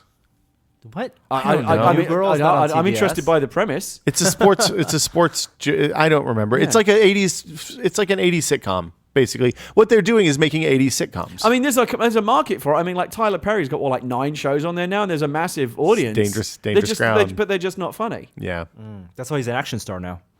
Who, Tyler Perry? I don't buy him as Alex Cross. I'm not going to buy that for a second. It's the weirdest movie ever. Will is losing. Tyler Perry as James Patterson. Alex Cross. You don't want to cross him. This may be the worst podcast versus we've ever done. Matthew Fox. Versus Matthew Fox as the crazy. Come on, no one's buying that. No. And it's like a parody. It's Medea versus the guy from Party of 5. Yeah. Nobody is buying into that. I gotta think like him. He's already in the building. He's already in the building. Lost? He was the Lost guy as well. Yeah, he was also on Lost. Yeah. But I'm not buying that. Any more than I'm buying Tom Cruise as Jack Reacher. I don't buy that either. So the point is, the Boxy was not reliable. Right. Yeah, okay. The web viewing was not reliable. You couldn't use it if you wanted to watch something every week. I wish you had the exception button, because I feel like there's some serious level kicking that needs to go on right now. I got rid of it when I got my computer. I think we're actually in limbo. I think we descended into the bottom level. Unconstructed dream space. The unconstructed limbo is Dante's 9th level of hell. And much like limbo, for the listeners right now, time seems to be moving very, very slowly. Yeah, people are just praying for the sweet release of death at this point. Boxy no longer sells the box. So what's the point of the Boxy conversation? The point of the Boxy conversation is they released a new thing called the Boxy TV this week. Okay. Well, an actual TV set? No. It's another set-top box, Roku, Boxy, whatever, like all the others. But they're saying, look, apps, fuck that. It is a terrible idea. It's not the way to go. What we're doing is we're putting a tuner in here. We're going to make it a DVR for HD over-the-air and unencrypted cable stuff like TBS. Right. So what's their motto? Very funny. Very funny. Yes. TBS. It's like, when they say that, it's like when people say, I've got a good sense of humor. And as soon as they say that, you know that means that they don't. Yeah. Because everyone thinks they do, right? Like nobody would ever admit to you, no, I've got no sense of humor. Everyone thinks they have one. Also, in fact, many it's people kind of sarcastic. Don't. Very funny. Very funny. It's like a smirking smile. Yeah. Anyway, funny. The point is, Boxy TV, over-the-air tuner. No, it's not a cable box. It doesn't do encrypted stuff, so you can't watch any pay TV on it, like ESPN or HBO or A&E or AMC or FX. Here's what you get for $100. What can I watch then? For $100, you get a box that no longer can play local stored media stuff, so you can't connect the server to it. So you can't connect hard drive to it. You can't read your ripped media or pirated media, as the case may be. What it does have, though, is an coaxial cable, like what you get from your cable box, right? That you either plug in an over-the-air antenna. Comes with an antenna, so you get over-the-air HD signals. Or you can plug in basic cable, unencrypted cable from the wall to it, which will include your TBS and your stuff like that. Your local networks and stuff like that. And also have Netflix, so there's Ethernet connection. Okay. But what the Ethernet connection primarily is for, and the reason they call it a DVR, is, for example, if I have the antenna and I can get sports, I can get the local Fox channel, watch the Giants game or something. Right. And I want to record that. It doesn't actually store on the box, the $99 box. What it does is it processes it and sends that video through my own home internet that I still theoretically pay Comcast for, whatever, to Boxy's servers. Okay. And if I want to watch that, then on the Boxy box, you can then stream it back down, or on with an app. So it's like a remote hard drive for you. Your remote hard drive, but you're using your own bandwidth. Right. That seems like it would kill your bandwidth. Yeah, really fast. If you want to store a 2-hour show, like two hours of programming, I would much rather just have an internal hard drive. Yeah, exactly. I don't like this product. And that's also, if you want a DVR service, you're paying $15 a month. Yeah, I mean, it's good they're trying something new, but I don't see this working. So, I mean, so their argument is, and always has been, look, 95% of what people watch is on basic cable or over the air. If you pay us $15 a month for this DVR service, you can watch all that stuff. You'll have that. It'll be free, assuming you don't go over your 300 gigabytes by Comcast or whatever. Right. And then you can use the remainder of the $1,200 a year that you normally send to the cable company minimum for your pay TV and all that stuff to buy stuff on iTunes or Amazon or wherever you want to get it. So I mean, there is an argument there for people who don't watch a lot of TV or do whatever. But there's a lot of stuff you just can't get, like the Food Network. Yeah. What if I know I'm going to watch X number of shows a year. I know I'm going to watch Game of Thrones. I'm going to watch Curb Your Enthusiasm. I'll pay for those. But as a part of the package right now, I'm paying basically the same amount, maybe a little more to Comcast. Yeah. But I get the providence of, serendipity of I'm eating dinner. And you're paying a lot more to Comcast, just to be clear. But I'm also paying for internet. But I could turn on You're TV. paying for internet regardless. You can't factor that in as a cost. I'm turning on TV and I could put on Travel's channel. I can put on How It's Made. And you can still do that. It's not a show that I would pay a la carte to watch. Yeah. But I can get it. But you can still do that if you're paying for basic cable. The point of this is you pay for basic cable or you just kill basic cable entirely. Yeah. I personally think that cloud storage for a DVR is the dumbest thing of all time because it's going to terrible idea. You're going to cost upload on both sides, and Comcast is going to ream people who do this. Yeah, I mean, seriously, why not just let me plug in a terabyte hard drive that I buy for $99? That's the solution. Because they want you to pay $15 a month to store on their cloud. And otherwise, what are you paying $15 a month for? It's also like their Slingbox thing or not their Slingbox, but it's also like the Slingbox idea of that once it's on their cloud, you can watch it on your phone. I'm gonna poo on this idea. I poo it. So don't like it at all. The thing that made me it doesn't make sense to remove the local media playback stuff at all. It's there. It works really well. I use it all the time. It's great. I find it really odd that they would remove that and the apps, and then they make this product. I think that what they're trying to do is the problem that Boxy's always had is that it was viewed in Hollywood as not a particularly legitimate product. Right. So because there was the piracy angle, it was a product of this homebrew pirate box. Right, of playing MKVs and all that kind of stuff. The formats that are not encrypted and are mostly downloaded from BitTorrent or ripped yourself. Yeah. Like if you go to Hollywood or any record industry and say, hey, the big feature here is like no DRM, there's no way to protect your content, they're going to tell you to fuck off. Right. Or, I mean, even if it's playing locally generated content that's completely legitimate, the MPA doesn't think you should be able to rip your movies. Right. So I think what they're trying to do is take this product legitimate, and it almost seems to me like a product that's designed to make investors say, oh, hey, I see what they're doing here. They're cut the cable people, cut the cord people here. We should invest in them and give them money so that they can make a new product. Just like when Napster went legitimate. How'd that work out? Well, actually, they have a lot of subscriptions. Do they? Yeah, Napster 2.0. I never hear anyone say the word Napster anymore. I don't think anybody. I think it died with the Windows Media platform. But yeah, I mean, I don't think that. I think Napster. If you look at RDO as the natural successor or Spotify as the natural successor to Napster, I think it's a perfectly it's not called Napster, but it's the same product. Streaming services, Xbox now, Microsoft. What else you got? I've dismissed all of this. Okay. Microsoft has their own streaming service. We talked about that a couple weeks ago. The Xbox Music. Xbox Music launched this week. Yeah. Oh, it's Windows 8 only. Windows launched this week. Yeah. Windows 8 only, not going to be on Windows 7. So it launched this week for a platform that no one has yet. It's available with the new Xbox Dash update, which came out 2 days ago. Oh, did it? I've got to update my Xbox. Yeah, I don't think anybody's noticed yet. I haven't seen anybody write anything about this so far. I've got to check that out. I like it when they do the fall update. Usually some. Oh, it's going to have. It's got the browser and all that stuff. Here's the thing, though. Yeah, it has the browser. You can use voice controls. After like the second or third update to the Xbox dashboard, they've made it worse every single time.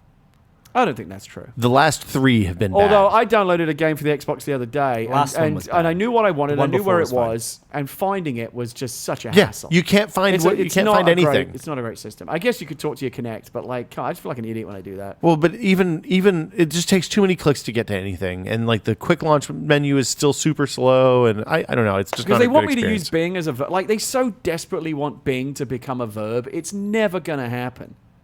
Spider-Man uses it. In the movie? Do you know how many? Do you know how many people say, "Oh, just Google it," or "I'll go and Google this thing"? Millions of people say that every day. You know how many people say, "I'm going to go Bing it"? No one. I use Bing Maps on my iPhone since Apple Maps. We should start a tissue. It's really good. Company to sell tissue alternate to Kleenex and try to get that to be the replacement for Kleenex. There's no chance. With some terrible word. Exactly. There's no chance. So yeah, Xbox Live Music. It's out on Windows 8 only, which. Like I think that's probably more a convenience thing than I think it's probably because the app for Windows Live Xbox Live Music is almost certainly a Metro app rather than a traditional app. I think if they're thinking we're going to get people to buy Windows 8 to get Xbox Live Music, that is actually probably equal with the let's make Halo 2 and Vista exclusive to get people to upgrade to Vista move. Yeah, I think those are both equally dopey. That was a genius move. Let's see. So have you tested the Xbox Dash update yet, Norm? I have not. Yeah, I haven't. So the big features are browser, right? Internet Browser's Explorer. the big one, and another redesign, so it's more Metro-y. Right. Well, sorry, modern. I'll download it when I get home. I'm keen to look at it. The scientists announced discovery of a new Earth-sized planet in surrounding Alpha Centauri B. Oh, yeah. The first exoplanet discovered in Alpha Centauri. Alpha Centauri is the system. It's the closest planet, the closest solar system. Star system to Earth, 4.5 light years away, the closest to our solar system. Yes. Even though we have no way of reaching that right now. It's an infinite distance. Our fastest... Well, no, it's 4.5 for our current speeds. Our current maximum speed. It may as well be infinite Yes. in terms of how fast we can go. Radio signals have reached there, but like our farthest reaching probe is barely leaving the solar system now. Right. Neil deGrasse Tyson tweeted this morning So it how sounds long like it this takes. planet 75,000 years. But it sounds like it's just a big rock, right? Well, we don't know. We have no idea. It's a big rock that's extremely close to Alpha Centauri B. Well, it's in the sweet spot. No, it's not in the habitable zone. Oh, I thought it was in the God, habitable no, zone. No. Never mind. It is extremely hot. It is right up to the sun, but it gives hope that, like our solar system has many planets, Yeah. that Alpha Centauri may have other planets. Because it's very difficult to detect these planets. You have to use There's two microgravitational techniques. lensing. It's either gravity, looking for the wobble, With the wobble of the sun. or light obscuring from the sun. Do you know how that light obscuring thing works? It's really neat. I read about it a few weeks ago. When the planet crosses the sun, the certain wavelengths are not detected. No, it's not that. It's that they can detect. They have a satellite that constantly watches a certain patch of sky, and they can detect the faintness of the sun from the transit of a planet Even though across the planet is between us so and the thin sun. Or so small. Because the planet is tiny compared to it. So we have sensors that are they're in space. Obviously. Can you imagine if we ever did unquestionably discover an intelligent civilization out on another planet? It would obviously this is not exactly a new idea in science fiction, but if it actually really happened, it would just be mad. So the question is, what's the reaction? Okay. It would just you can't even begin to imagine. It would change. We get everything. a radio. So you're saying we get a radio message from space, Right. contact style. So here's one. There's has to be a planet. Two extremes, I think. We're looking for one. Still cataloging stars, then cataloging exoplanets, then cataloging planets possible, which we still not found in a habitable zone. And the habitable zone is just where we think that there can be water based on the be size of the planet and the distance from the sun and the type of the sun. That would be. I think if we found a planet that was in the habitable zone in a close star nearby, like Alpha Centauri, then we would start building those arc ships. Then we get some real, because then we could colonize. But I mean, And then life, so microbial life, then intelligent life, which might not be in the same, Well, intelligent life could just mean armadillo type creatures wandering Right. around. But So I'm the talking next about step- people with buildings and space cars and shit like that. And they might look like something. what if it's just Pandorans? Wasn't that Alpha Centauri? No, that was Pandora. Oh, Barnard's star. It was near Alpha Centauri. Yeah, it was something in 9 light years away or something. Point Vega. Yeah, I don't know. It would be mad. All the religions of the world would freak the fuck out and instantly have to kind of retcon their religions to say, "Oh yes, well, By the way, our God created these people as well." That would all be mad. So do you think as a species we would immediately all start working together to yes. make a concerted effort to send reach probes out, and yeah. people to this planet? Absolutely, yeah. Or do Yeah, you but think then- do you yeah, but think then we what would if start it's building a giant fleet of warships? But then what if it's like Battleship? Yeah. Well, I didn't see Battleship. Is Battleship like Well, Battlestar it's like the Galactica? worry. What if There's they want always the our worry resources? that they would want to come. And What get if they're us. dicks? Yeah. Yeah, what do they want our resources? We got a few years, right? Theoretically. I'm thinking more of but I would like to believe more in kind of a benevolent idea of Vulcans landing and going, hey, we're totally cool, and we feel like you've now evolved to a point where we can help you evolve, and we genuinely have no plans to eat you or anything. We just want to have some moonshine. welcome to the galactic community, like a more positive Star Trek type thing. Like Carl Sagan's theory was that if you can evolve a species to the point that you can survive the potential holocaust of nuclear war and biological war and chemical war and all that stuff, then theoretically you should be evolved enough that you shouldn't be warlike. I don't believe that at all. Look at the world that we have now. We can put a man on the moon. We can land a nuclear powered robot on Mars, and yet somewhere else in the same society wants to shoot a girl because she wants to go to school. That's fucking bullshit. We are still we're capable of amazing things. We're also amazing. Well, fucked up shit. We haven't gotten past the point that we could kill ourselves with a nuclear war at this point. I mean, I think that's his point. Exactly, but I don't believe that you just cross that tipping point where you can go to other stars, and that suddenly means that everyone's enlightened and not violent or fucked up anymore. Like, you would still be fucked up. Well, I mean, a lot of I think the social theory is that a lot of the problems that we have with in other places are because there's poverty and famine and bad things. We've been killing each other since the dawn of time. 5,000 years. Right. Yeah. And if you look at how far advanced we are, back when we were living in mud huts or whatever, it makes sense that we were killing each other. Now we can go into outer space and we're still killing each other. So I don't know, just because we can go a bit just because we can further outer into space doesn't mean we can solve the food problem and the poverty problem. You know what it feels like? I feel like in the best Voyager episode ever, where the Voyager's stuck in the planet that and they moves see the faster. planet evolve. Yeah, I feel like the guy in the first section where he's releasing the balloon up and he wants to appease the god, but he's never going to get to the cool, awesome part of the episode where you actually meet Voyager. But we don't really kill each other. We don't really kill each other over food and poverty. We kill each other over religion, and it won't be until we get past that we'll stop killing each other. We will start killing each other over food. Don't worry about it. And gas. Yeah, there's plenty of time for that. I played Frontline. So Alpha Centauri B, there's a planet. It's a Earth-size mass. The interesting thing is that the two different techniques, the wobble and the lensing, are both. One measures the minimum, one measures the maximum. So you that's how you get a range about the size of the planets that you're looking at. It's very interesting, and because of the transits being for the gravity relatively stuff, it's the rare. maximum. Yeah, for the gravity stuff, it's the maximum. For the lensing, it's the minimum, and you can kind of get a ballpark. But do you from think it would work the other way, where if it was more like Avatar? So let's say we discover a planet where it's like a noble natives. Let's say like a Bronze Age society. Yes, and they're totally passive, and we by this point now have the technology to kind of land shit there. Yeah, they're fucked. So clearly they have they couldn't. We can go in there. Don't you think it would just be like the Native Americans all over again? We would just go in and just take their shit. Explorer's Day. Have some space blankets. Yeah. It would. I think. Yeah, try this whiskey. But who knows? 50 years, all bets are off, right? I think we would just take their shit. Yeah, I think that makes me sad. And that's why I think agree. if more powerful aliens came here and just decided to take our shit, we wouldn't have any reason to complain. It's like, yep, this is just how the food chain works. V. Yeah, you would be a pet, right? Yeah, we would make great pets. TiVo Stream. Have you heard about that? Neither of you are TiVo users, are you? So TiVo Stream is something that I think should be built into TiVo, but it's pretty cool nonetheless. It's not a monthly fee, which is nice because sometimes they add monthly fees. But if you have a TiVo Premiere, any of them, you can plug this box into your network. You can just plug it in at the router. And what it does is it adds streaming to iOS devices, like live streaming of whatever's on the TiVo to iOS devices. Oh, okay, like a Slingbox? Like a Slingbox, but you just use the TiVo app. It's a little simpler than that. Because the Slingbox you plug into the component outs on the back of your DVR. Yeah.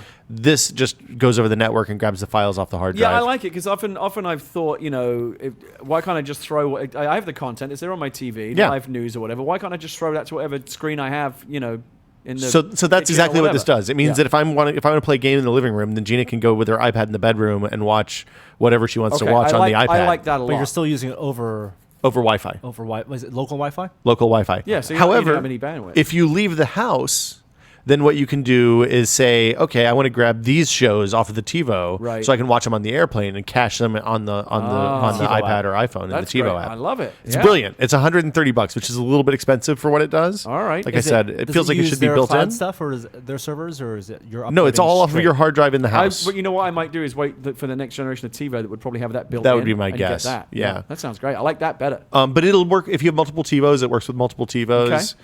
I think I ordered one immediately. I want to see how it works. Yeah, it's cool. I want to know how it works. But it seemed pretty neat. All right, good. So we'll do a quick look when we have I that. want to minimize my monthly costs. So there's no monthly cost on that. That's why I don't use TiVo. I mean, right? TiVo's an extra $15 otherwise. Although they are selling TiVos, those 4-tuner TiVos with unlimited, no monthly charge anymore. It's $800, which is a lot for a DVR, but you don't pay the $15 a month lifetime. SNL did a Tech Talk skit this weekend. We want to talk about that? I didn't see it. It was racist. I stopped watching. It was SNL. super racist. Super racist. The Daniel Craig one last week was so bad. I stopped watching SNL. I can't imagine the he's Seth not a good MacFarlane host. one was good. No, he was great. He just got stuck with shitty material. But watch I the shitty saw a little thing. So what was the basic joke they were making? So the basic joke was a TV talk show where people from Wired and New York Christina Times and Applegate. Gizmodo and Christina Applegate was the host. Right. Kind of in a Veronica wig, but I don't want to say that's real specific. Came and interviewed a bunch of tech journalists about the iPhone 5, and they were basically just bitching about the scuff chamfers. Really super... Scuffgate actually made it to SNL? Super Maps. nitpicky stuff. Maps. Scuff- See, and you Scuffgate. said it wouldn't be a big deal. I And was right. then what they did was they brought out, what's his name? The guy who plays... Fred Armisen. Fred Armisen. I love Fred Armisen. Who's great. And a Orlando. couple of new people who were Chinese factory workers, basically. Oh, okay. And so the joke was... Oh, the joke was you're arguing about a little ding on your First world iPhone. problem. First You're world not problems. Thinking about Yeah, these the people. skit. Okay. It was- I'm tired of the whole first world problem thing. You know what? I live in the fucking first world. Yes, they are first world problems. You think Thanks it's time thanks for the pointing that first out. world entitlement I am to come aware back. that there are people that have it much worse than I am. You're a regular Mitt Romney. Congratulations. No, that's pushing it. Well, you have a binder. I do not have a binder full of women.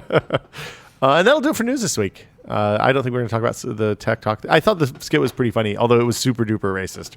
Why was it racist? Well, anytime you have a couple of white people playing... Oh, they had white people playing Chinese people? Yes. All three of them. Okay. Yeah.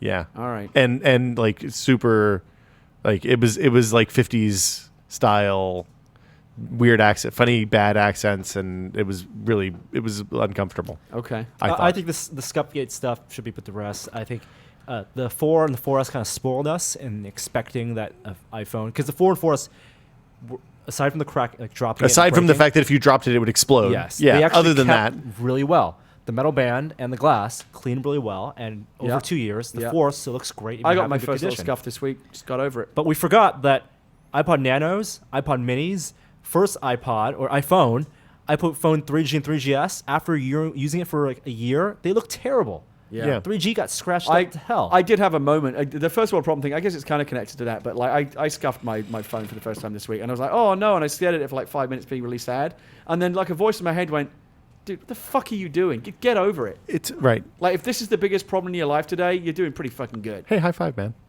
Oh, can we do it like with space between? There you go. That was great. Good talk. What else? I'm going to play the music, and then we're going to talk about what we've been testing. All right, good stuff.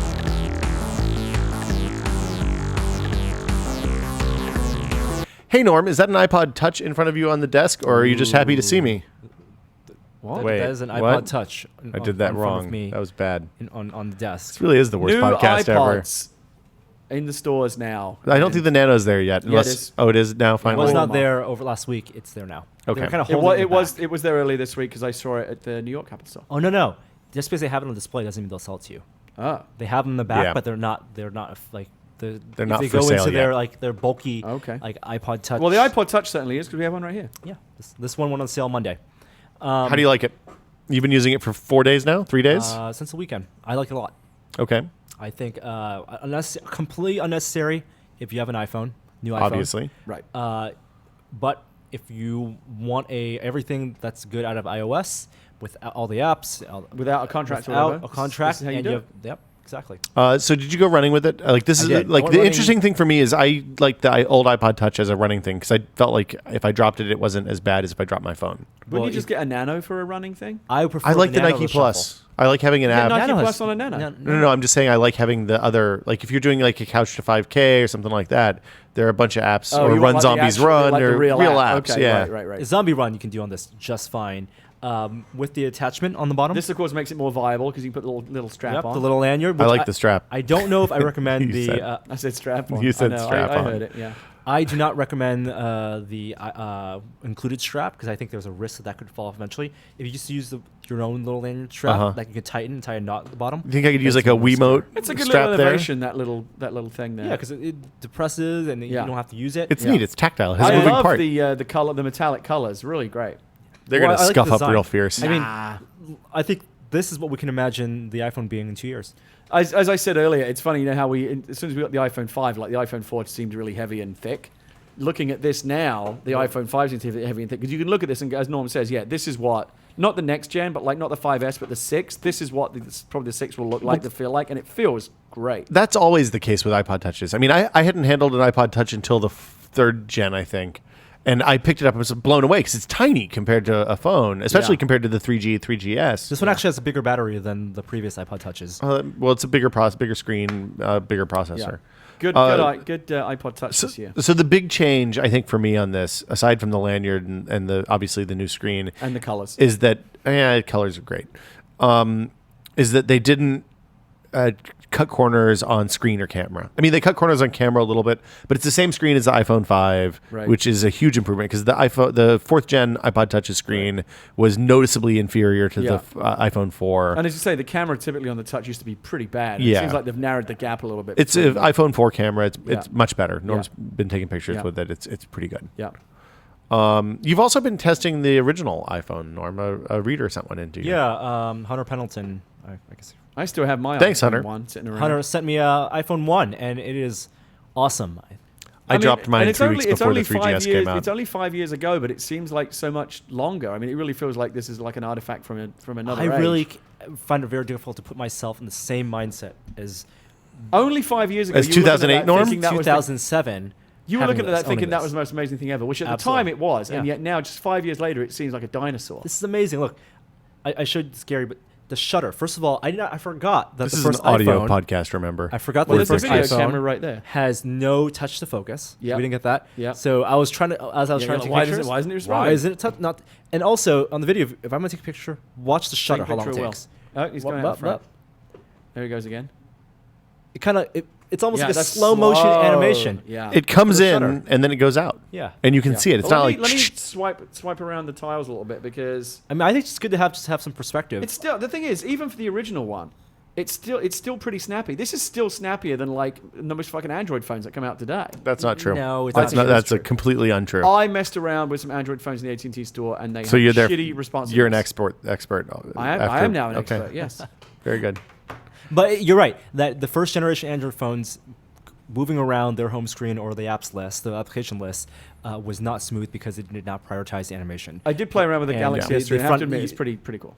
Yeah. And the UI, the smoothness in the UI was priority for jobs when they were working on the iPhone 1. Right. And so, I mean, plenty of things were really slow in this. Web browsing, unbearably slow. Oh, yeah. But because it's on Edge. Well, no. This one's on Wi-Fi, but I'm saying it's loading. JavaScript loading. Even when it's on... Loading the web pages, really slow. But things that are not slow, moving around, scrolling up and down when the page is fully loaded or on an email. Still pretty slick. And the keyboard. Keyboard, very responsive. I mean, remember the keyboard on that was make or break because nobody believed that a touch keyboard could work at that point. So when it actually did, people were blown away. Yeah. Yeah, so iPhone 1. Oh, God, I still hated this. The headphone jack that you needed. The recessed headphone jack. You needed the adapter for? What the hell was that? I found one of those when I was cleaning out my garage. Threw that right in the trash. I still have one. Yeah, I got rid of mine. I had 2. So let's talk about weight and scales. So the last 3 weeks, I've been testing out this, well, more than that at this point. But have you lost this any weight? Withings scale. I think I'm down. So I weighed in on Sunday morning. I was at 220.7. Wow, so down 5 pounds. Which is down. No, I started out 220. Well, when I started the month, I was at 235 a month and a half ago. But when we started tweeting the weight, I was at 228. So do you feel like this business of tweeting your weight is encouraging you to try harder? It makes me think every time I eat something that I'm thinking, oh, this is something I shouldn't be eating. Are people responding? Yeah, people are really nice. I was really stunned. I was expecting a lot of people to call me fat and be mean. But people have been surprisingly cool about the whole thing. Really, hey, I lost I mean, there's a lot of people that say, hey, I didn't think I could lose weight, but I'm trying because of what you're doing. There's more encouragement out there than there is snark, which I like. And then there's a lot of people that are like, hey, this is awesome. I'm glad you're doing something to take care good. of yourself, taking responsibility. I'm using the Fitbit Aria, which I'm loading the app right now, and it's syncing my info. It does track my weight. It does not, even though I can input Twitter, it does not automatically tweet my weight so far. I thought it'll do a weekly update. Maybe it just does it at a weird time when you don't see it. But I do like the graphs. I've fluctuated between, The thing is, tweeting your weight after the fact is no good. It should tweet every time you open a bag of M&Ms or something. I don't know how it would do that. It should just know.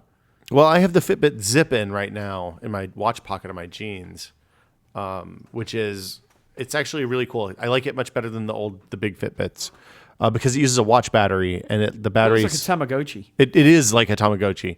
It has a little accelerometer and a gyroscope and a touch sensor, just a capacitive tap sensor on the front. And basically, what it does is just tracks the number of steps you take. And I've taken 1,913 steps today so far. All right. I'm trying to do about 8,000 or 10,000 a day. And it uses the new low power Bluetooth profiles that are available in the 4S and the 5. I can't remember if we talked about it yet. Yeah, it's been really neat. I kind of wish I'd kept the Fitbit scale so that I could keep sync, but I like the why things scale better and it works better on carpet. All right. It's Gina says it's like the Biggest Loser every week. So I go in and I think, oh, okay, well, let's see how I did this week. Because I only weigh myself once a week. Yeah, as you should. And it's like a big surprise every week. How'd you do? Were you down 5 pounds this week? Oh yeah, it's great. Were you down 2 pounds? That's okay. Were you down? Yeah, 2 whatever. pounds a week, nothing wrong with that. Yeah, no, nothing at all. And a lot of people ask what I'm doing. I'm literally just watching serving size. So I'm trying to eat slower because I eat really fast. And if you eat really fast, what happens is you fill up before you realize you eat too much before you realize you're full. And that's bad. The trick is not to put too much on your plate in the first place. Right. I mean, 4 ounces of meat is a good serving, depending on if you're eating red meat or pork. I eat way more than that. Well, you're also 27 years old, so good luck. Years old. Good luck. Time captures all men, right, Gary? Yeah. Or either that or you die. Well, I guess there's two ways to look at it. Kindle Paperwhite, I've been using the hell out of mine. It's fantastic. Me too. Love it. The only thing I don't like is the swipe to unlock on the lock screen. So you have to hit the power button and then you swipe. Yeah, they do that. It's like an unnecessary step. They do it so you have to look at the ad, but I think it's lame. Very clever. Yeah. Yeah. Everything. But again, I don't mind the ads. The ads really don't bother me. Sometimes it's actually an offer that you might want to take advantage of. I have signed up for 3 offers so far. Yeah, it works. One was free MP3s. $5. One was Philip K. Dick books for $1. That was an easy one. That was a good one. And I can't remember what the third one was. And the device itself is terrific. And it's weird. It seems counterintuitive, but it's right. In bright daylight, you actually want the light all the way up. I never adjust the light. I put it, but at night, you want it way down. See, you need just enough light to read, but not so much that it's like really bright. I keep it set on like 2 all the time, and I just never use the light during the night. I've been scaling it up and down, and I love it. People are right. There is a tiny little bit of light leakage at the bottom, but it doesn't bother me at all. I think as Kindles go. Yeah. I mean, again, it's hard to imagine how they're going to make them much better at this point. When it's a device for doing such a simple thing, like what else can you really add to it? Yeah, I mean, every year you think it can't get better. I don't think you need color for reading novels. You don't, and I like touch. The touch screen is really surprisingly very responsive. I like the capacitive touch much better than I liked the infrared touch last year. Mm-hmm. It's great. I have yet to fall asleep and wake up 50 pages ahead because I left my finger on the screen. It seems much smarter about that. That can happen, yes. So yeah, it's a really great device. Let's unless we have anything else, I think we'll save that other thing we're going to talk about for fake outtakes at the end. What other thing? The New York trip stuff. Oh, well, I mean, but I could... Yeah, okay, but I was going to do the TV thing was kind of like what we're testing, I guess. Oh, we can talk about the TV. So I saw for the first time, I was very jealous of you guys going to CES or whatever and looking at 4K, 8K TVs. Weren't you in Vegas then? He had a CES pass. But I didn't go to the show. Oh, okay. You had a badge and everything. No, I don't care. You could have just walked in. But I could also be doing other things like gambling and... Fair enough. Spas. Yeah, and food. massages. Okay. Legitimate concerns. Yeah. We'll talk about the rest of it. But I was in New York City, and there's a big Sony flagship store on Fifth Avenue, and it said, "Come in and see a 4K TV." I'm like, "Oh, well, here we go. I've never seen one." So there's a lot of flagship stores in New York. When we went, I don't know if it's the flagship, but it's certainly most impressive Sony store I've ever seen. So when we went to the Nintendo store, which was kind of sad, right? Because there was nobody there. Yeah, I would like to have gone to that, but I didn't. And I went to the Fifth Avenue Apple store, which we'll talk about in a little bit. Right. But paint the picture of Sony. Was there a bunch of people there? I just went to visit a friend, and as I was walking back, I was like, "Oh, there's a big Sony store here." And I wasn't going to go in because I've seen a PlayStation, but I hadn't seen a 4K. I said, "Come in and see our 4K TV." I'm like, "Okay, that I would like to see." Yeah. Because I've never seen one in real life. And again, it's one of those things that like screenshots are just not going to do it justice. So I wandered in. And I said, "Where's the 4K TV?" And they went, "Oh, it's downstairs, way in the back." So I went in the back, and they have like a big, private room. There was no one. It was very quiet. There's no one in there. There were people in the Sony store, but not in the actual back section. Yeah. They had it set up like kind of like futuristic, cool living room with like white leather couches and stuff. And there's no one in there. So okay, great. Sit down, watch it. It was an 84-inch Sony 4K TV, $25,000. LCD, I assume. I'm not sure. I think it might have been. I don't know. I don't remember that. I think they only do LCDs. But it was a Bravia range, top of the range one, huge TV. And so I sat down for a bit and watched it. What were they showing? One of those reels of opera, symphony orchestras and trolley cars and just like footage. a little bit of Casino Royale. They do need before and after.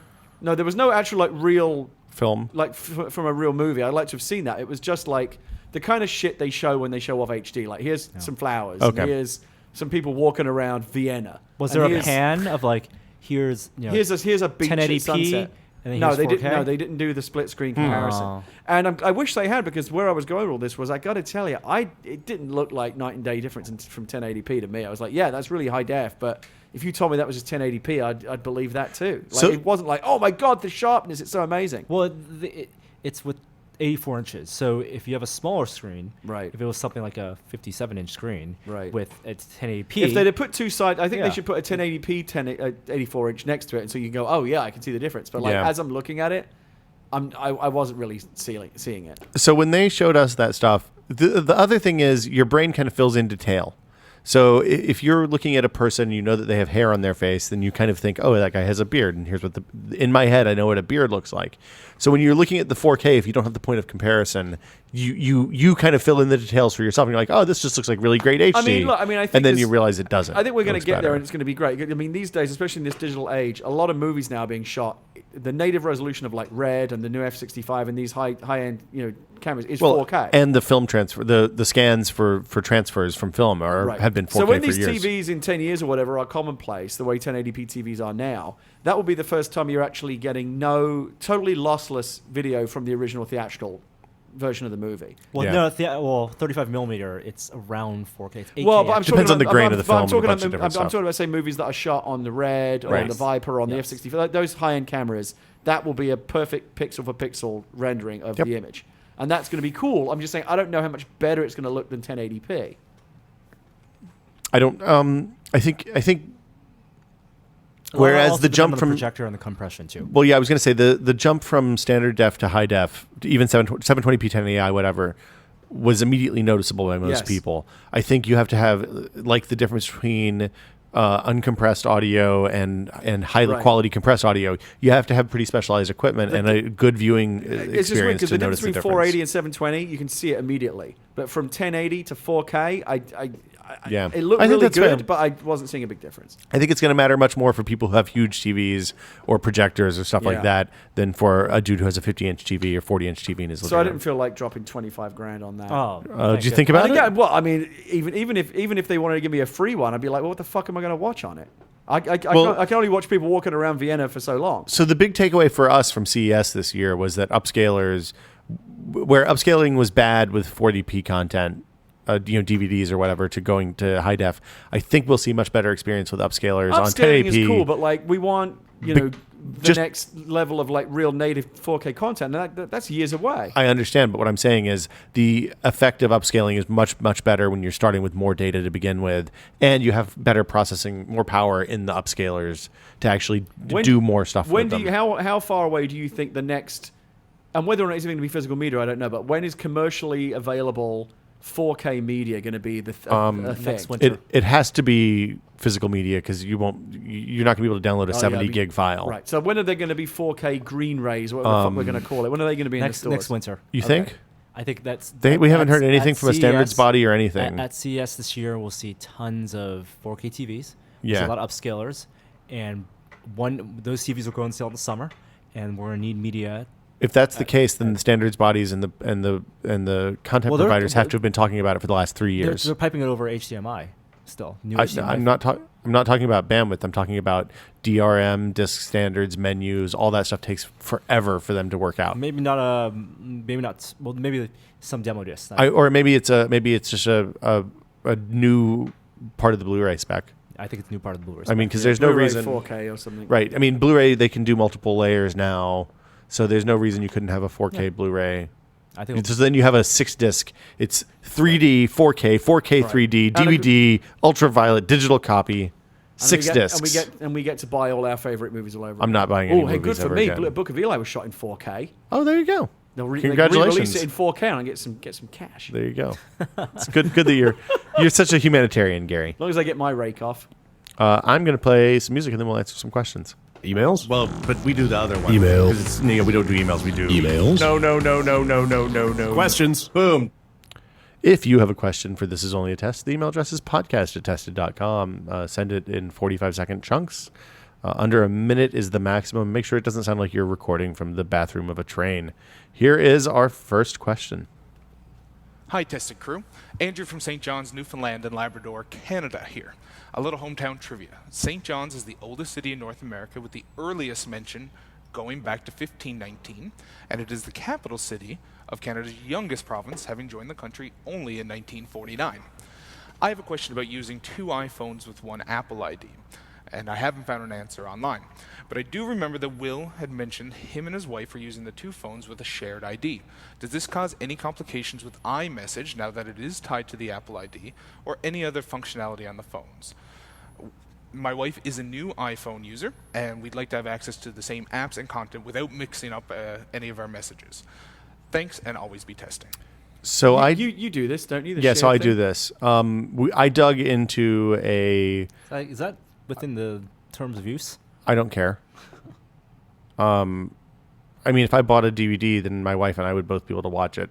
So, if I'm buying videos from Apple, then we should both be able to use them on our fucking device. And if they haven't caught up, then that's not my problem. So here's the situation with that. There are, I think, 9 different places that you can put your Apple ID into iOS with iOS 6, 5, whatever version we're on, 6. What you do if you want to do this is you set up the phone at the beginning and give both people an individual Apple ID. So you have one for your wife and one for you. Then once the phone's set up, once you've gone through the initial setup process and you're ready to use the App Store or whatever, you go into the Settings app and open the App Store and iTunes sections of the Settings app and change the login for the one that you share, whether it's yours or hers, it doesn't matter. But you can set individual logins for App Store and Music Store and Game Center and home sharing and AirPlay and all the other places you have to put in your Apple ID. I tell you, the whole business of Apple IDs and how you manage them and how they apply to iTunes, it's a fucking nightmare. There's a reason they don't say it just works anymore. No, and that stuff is a nightmare, and nobody explains how to set it up. I started to write a guide the week before iOS 6 came out to explain all this stuff, and it's like 5,000 words, and I'm probably 2/3 of the way done. I remember when it first came out, and I was trying to figure out my Apple ID, and I had reading so many articles, and nobody knew what the fuck was. It's just bad. Yeah. Well, Apple really dropped the ball with the whole Apple ID system. It's just complicated and confusing. I mean, in fairness, part of it's not their fault. The content restrictions stuff is a lot of the problem on the content side, but the rest of it should be a lot easier, and it's not. Yeah, it's bad. So yeah, that's question. The answer is set each one up individually, so iMessage and FaceTime and all that stuff work, and because you don't want to share calendars and contacts with iCloud. That's annoying. But yeah, then go in and change it manually for the things that you want to be different. Like that you want to share between the 2 devices, like like iBooks, iTunes, App Store, all that stuff. We got one more question. I'm going to play it now. Hey, Tested Crew. I'm Sam from Sheffield, England, also known as City of Steel. Before I ask you a question, first, or would you rather? Would you rather be able to have the power to turn back time for 10 seconds for the rest of your life? Or have the ability to teleport to a destination within 100 miles of your current location that can only be used twice a day? The teleport can only be used twice a day, and the turn back time power can only be used twice a day, and the reverse cannot be stacked, so you can't go back in time for 20 seconds. My question is about smartwatches. Do you think that smartwatches are a good idea, or just a worthless overuse of technology? Thanks, guys, and always keep on testing. So Teleportation, no doubt. Oh, see, I take the go back in time. You could be infinitely wealthy in like a week with going back in time 10 seconds. It's true. Well, 10 seconds is... It's more than enough. It's barely. No, because you just hook into the trade system. Like when you look at them cutting milliseconds off of in the lines, hands of like someone that knows how to, in the hands if I had that power, I would learn how to do that stuff very quickly. You'd go find like a broker or something and figure out. Be like, hey, you would be infinitely wealthy for. I have a system that can't miss. Right, you would do it for a week. Yeah, you can only do it twice a day when the exchange is closed, probably. or twice a day. You'd be wealthy. They'd let you get away with it for a week, and then they'd shut down your ability to trade. I think. I would. Well, you'd have to be careful about it. You're much more See, ambitious. then you're not going to make that much money. I was just thinking about like if I drop my phone or something. Well, there's that too. Or if you say something dumb. But it'd be great, like watching sports. You could rewind and go. I think he's going to kick a 46-yard Yeah. field goal here, and he goes like, that just fucking happened. Yeah. Twice a day.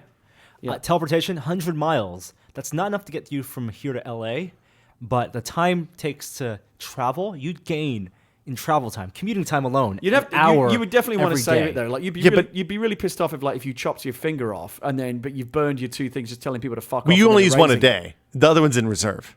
Yeah, you Yes, have one that's- yes. one fun one a day and one Yes. that is Right. for emergency. See, that's why I think you'd be okay. You wouldn't get caught. You'd have to do some shit trades. But if it gets and to, then like- do some occasional real monster. But it's runs. kinda Hey, like- just because you go back in time, if you cut off your finger, just because you go back in time doesn't mean you're going to get that finger back.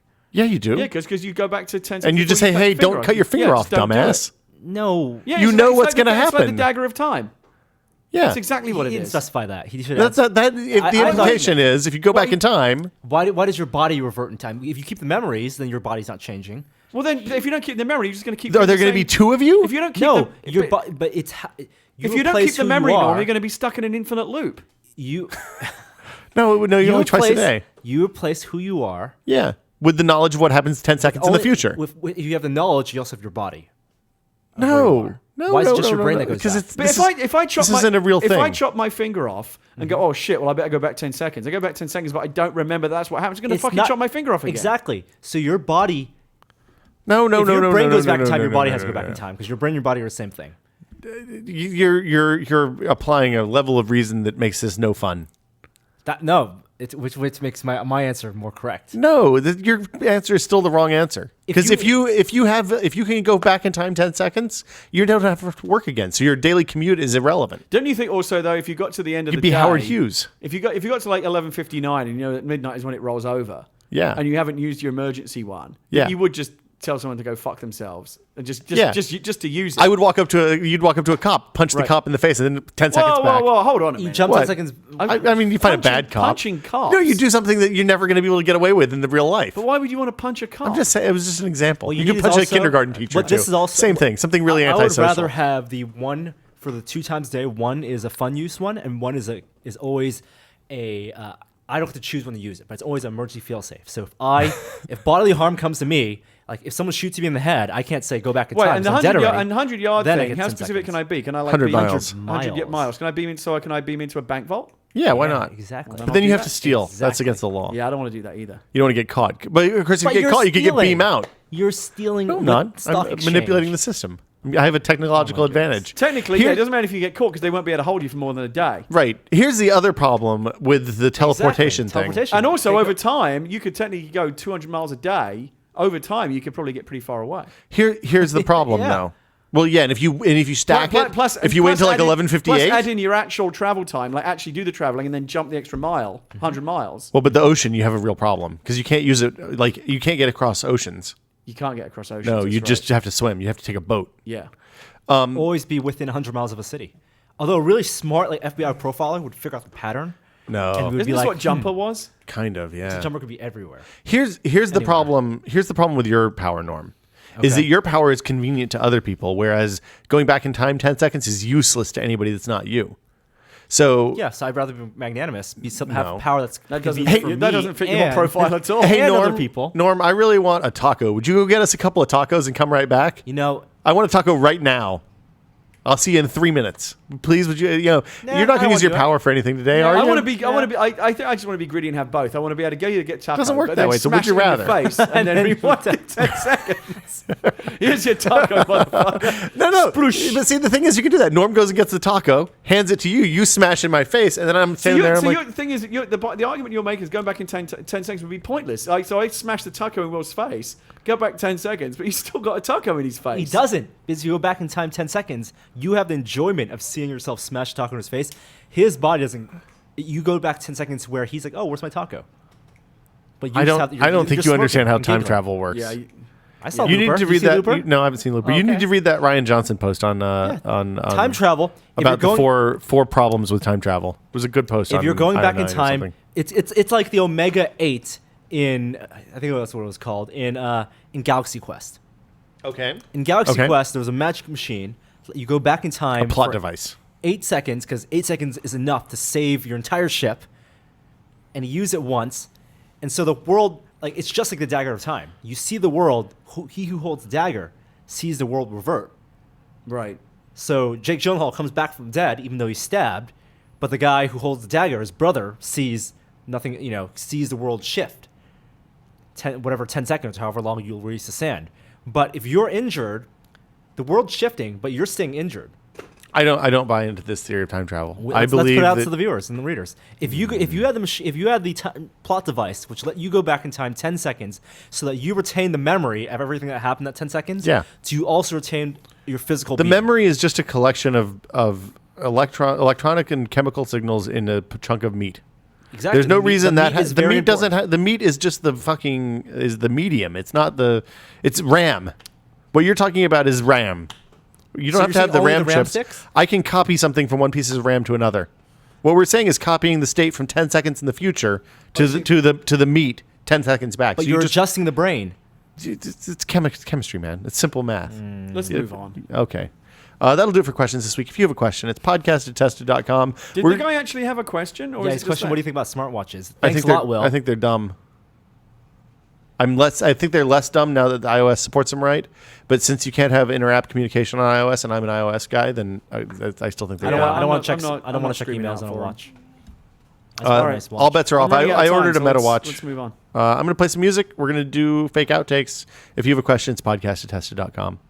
Actually, I guess I don't have to play music. That's the end of the show. Do you have anything, Gary? Episode 4 of Walking Dead is out now. Walking Dead episode 4 Around Every Corner is out now for PlayStation, Xbox 360, PC, and Mac. This is the one you wrote. The one I wrote. Yeah. Came out about a week ago. It's been getting rave reviews. Just came out today on PlayStation in Europe. Yeah, been getting fantastic reviews. I'm almost caught up. I finished all of 2 and we started on 3 and then fell asleep the other night. Yeah, so you got some bad shit coming your way. after I said 2 was the most horrible thing I've had to do in a video game to date, and then you said that's nothing compared to 3. I just had to Every episode of The stop. Walking Dead is the most horrible until the one that comes after it. That's great. So yeah, it's great. You should check it out. It's great. I'm very proud of it. Very relieved to see that we got a lot of great, got a lot of 9 and 10 reviews, which is great, and That's awesome. tremendous reaction from the community. So yeah, it worked out good. And then 5 will be just around the corner, right? I don't know if you guys are talking about that 5, yet. they're working on it right now, and they'll put it out as soon as it's ready. Excellent. And you'll see you were in New York Comic Con last weekend for a panel. Is that available online anywhere? Can people I don't go see know. that? They recorded it. I don't know if they could put it up, but it was a great experience. They asked me to moderate a panel for this new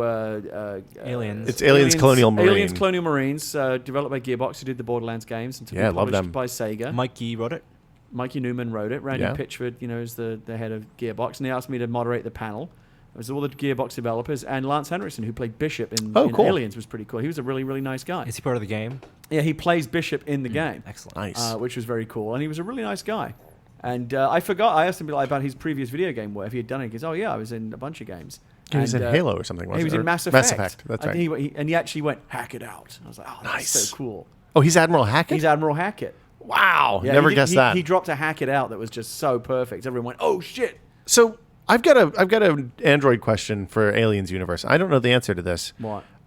Are there multiple versions of each Android in Aliens? So in the game, he doesn't play the exact same Bishop. He just plays another Bishop. He plays another Bishop that gets sent in with the rescue team that's sent in after the one of the Just like in the Prometheus promo material when you see like David. There's Are there a bunch of a whole Davids? range Okay. of bishops. Yeah. And he also plays Michael Wayland, who you might remember from the end of Alien 3. Right. And you realize that the Bishop android model is based on Is Michael based Wayland. in his- he also yeah, plays his Michael image. Wayland in the game. Yeah, there's a lot of God mythology in Alien 3 Yeah, too. yeah. And he shows up in one of the AVP movies too. Yeah, we but won't that's talk not, about them. They're not canonical. Oh, they're not canonical? They are not. Oh, that makes me really happy. I'm glad to know that. So Is that's Alien all. 3 canonical? Yes. Okay. Yeah, Alien 3. The 4 Alien movies are. The Predator ones are. Yeah. The fourth one is too? Yeah. Wow. It has to be. So It that has was Sigourney great. Weaver. And I enjoyed very much wandering around New York Comic Con. Cool. I've never been to New York Comic Con. Is it the same as San Diego? It's or very It's much getting- like it's getting there. huge. I wandered Okay. around. People said this was as big as San Diego. It's not. It doesn't seem that big to me. And then I realized it was in the overflow hall. Oh, Actually wandered oh. into the main hall, which is just massive. Yeah. And it's as big as I think it's as big as San Diego. And do they have like the big time panel there, like they have in Hall H as well? They Or- have a big theater where they had the big screenings and the big trailers and the big 3,000 Firefly, people sitting Walking Dead there type and- panels. yeah, Yeah. okay. So I mean, it's definitely. I think it's the second biggest one behind San Diego, but it didn't seem to be by much to me. I mean, It's not the same organization. organization that runs it either. Norm, anything to plug? Yes, on Octobercast, I will be every hour, or maybe more than every hour, opening a sealed pack of Marvel 1993 Masterpieces trading cards. Are you going to let guests do what's that that if they for? want to? Because I relish trading cards. When I was a kid, in the early 90s, I don't know if you guys ever had this in school. Should we play the music Trading and talk cards, about this in Marvel. fake outtakes? Oh, I thought we were in Octobercast. fake outtakes. Yeah. No, I haven't played the music yet. Let's play the music. Go on then. Okay, I'm going to play the music. Today's outro comes from Falco Eagle. We'll see you guys next week. Come back next. No podcast next Thursday. Well, We will not do a because we'll be podcast before preparing for Octobercast. Octobercast. We'll be girding our loins for the 24 hours of awesome to come. 6 p.m., October 26th, Pacific time. We will start. Dreading it already. No, it's something to be relished, cherished, and loved. See you guys next week. Hi there, I didn't see you.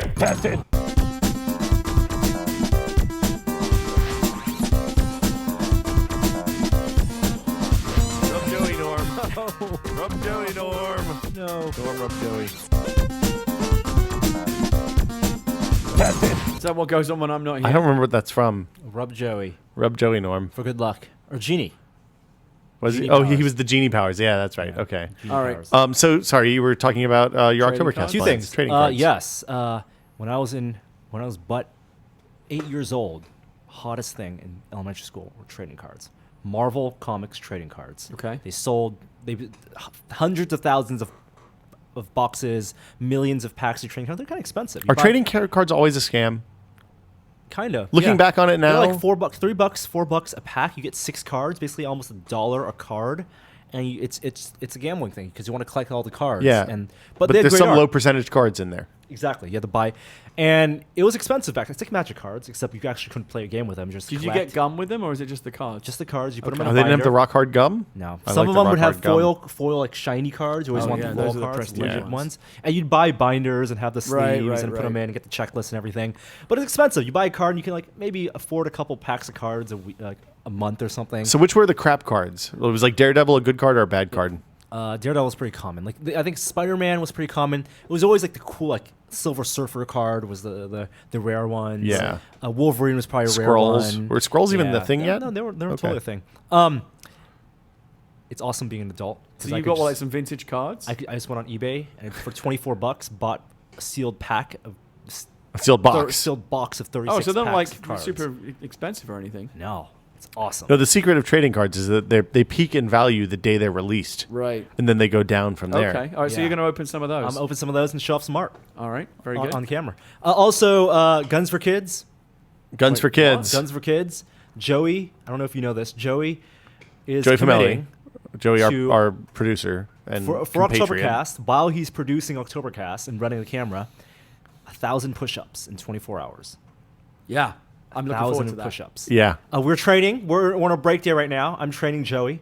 I'm doing push-ups too. We're up to 50 push-ups an hour. I do not do right 50 now. push-ups an hour. I don't do 50 push-ups in my life. Yeah, I could not. I can do about 30 all day, maybe 40. And today's a break day, but we're working all his muscle groups. We're gonna make sure he's on a low-carb, high-protein diet. All right. And we're going to commit to 1,000 for 24 hours. You say we, but you mean Joey. Joey, Yeah. me as a trainer Yeah.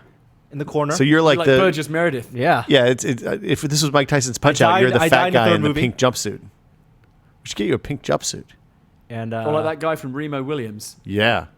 I don't know what you're talking about Guns for anymore. Kids. Yeah, that's what we're calling it. Guns for Kids. That's the hashtag. All So last year, basically, we just did a normal show and talked to a bunch of people and had a bunch of kind of weird stuff going on.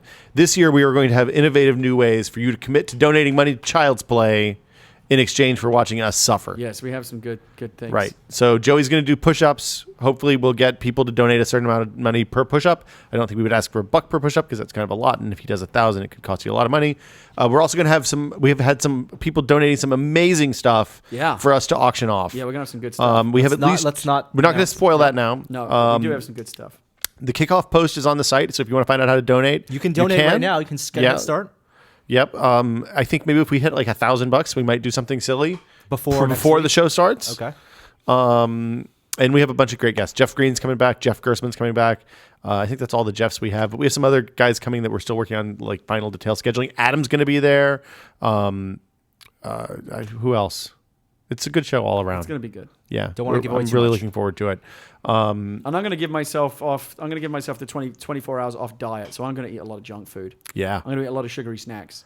Yeah, so you're going to get I hyped have up a on lot sugar. of green tea Kit Kats. Pretzel M&Ms and green tea Kit Oh, Kats. pretzel M&Ms. Can we go to one of those stores and get like a big box of green tea Kit Kats? I have He 2 already has bags. them. All right, brilliant. Yeah. Pretzel love M&Ms might those be too green tea crunchy Kit for the Kats. show. I don't know if I can allow that. I'll step away from the mic. Okay.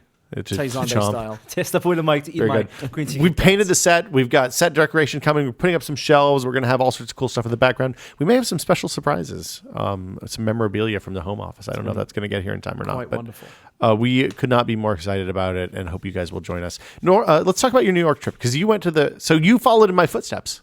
Well, Gary. not literally, but yeah. No, I literally. went to New York shortly after you were in New York. So it's a big city. So on Sunday, right before we left, I hadn't gotten to walk around New York much, and I just on the way back from Maker Faire, I was just like, "See you guys," and hopped off the train at the Yeah. Grand Central Station Yeah. on the way back from Queens. And my plan was to get up and walk the 8 or 10 blocks or whatever it is to the Fifth Avenue Apple Store, the Cube, the big one, The famous one. the yeah. famous one. And I got to the exit and it was just pissing rain, Mm. really, really hard. I of course didn't have a raincoat or an umbrella. Yeah. So I said, oh wait, there's an Apple Store here in Grand Central, so I'm gonna go check that out. And I couldn't Right. find it at first. It was a little tricky. Right. And it's unusual. It is. It's the strangest Apple store I've ever been to. So the way the big main hall in Grand Central Station is, it's just a big open area. You've seen it in movies Yeah. and stuff, I'm sure. And then there's these ledges around the edge, and a couple of the ledges have just like walkways, and then 2 of them have an Apple Store. Right. It's just built right into the open architecture of the station. There's no walls. You don't really walk into the store. It's just there. It's like an open air market or something. The only way you know it's there is that there's a piece of plexiglass with a lighted apple in the plexiglass, like a piece of glass that's just vertical on the stairs as you go up. Right. That's a lit apple. And then there's no doors or anything. It was super weird. I guess it's open 24 hours is what people told me. Right. But it's an Apple store in the middle of a train station. It was. I mean, that's all I got. It's great. real weird. It's architecturally very interesting. I didn't get to go to the Cube. So I ended up taking the train up to the Cube and got out of the rain and walked the 2 blocks from the train station up there to the Cube. And it's really neat, but it's big. We talked about it before. Yeah, and Grand Central Station just itself is one of the Oh, one of it's the gorgeous. Amazing, it's the most incredible place. I actually feel a little weird that there's an Apple store in the middle of the station. Like I feel like that's a place that commerce doesn't even as a big necessarily Apple need to fan, be. I'm kind of like, this is a bit weird. Yeah. But Grand Central is an amazing place. Yeah. Did you ride the train at all or no? No, I love just walking around New York City. I think it's one of the great walking cities. Short I'm just blocks. yeah, short blocks, and just there's always something to see. Yeah. Food carts are just keep eating the whole time. It's all downtown. Did you take eating tips from Norm? Did you min-max your food? No, I ate at White Castle, and they just ate at random food trucks. I don't have the time to play Norm's. I didn't eat at White ARG, Castle. like, Specific oh, you've got to go to the recommendations. special halal truck, but it can't be like there's fake ones trying to trick you. Like fuck that! I just want to eat something. I don't want to go to all that. See, effort. I told you. But I did eat in the dining. Did you not enjoy the I halal? ate in the I underground did. It was dining good. concourse at Grand Central Station, which is really cool. So you had the food court?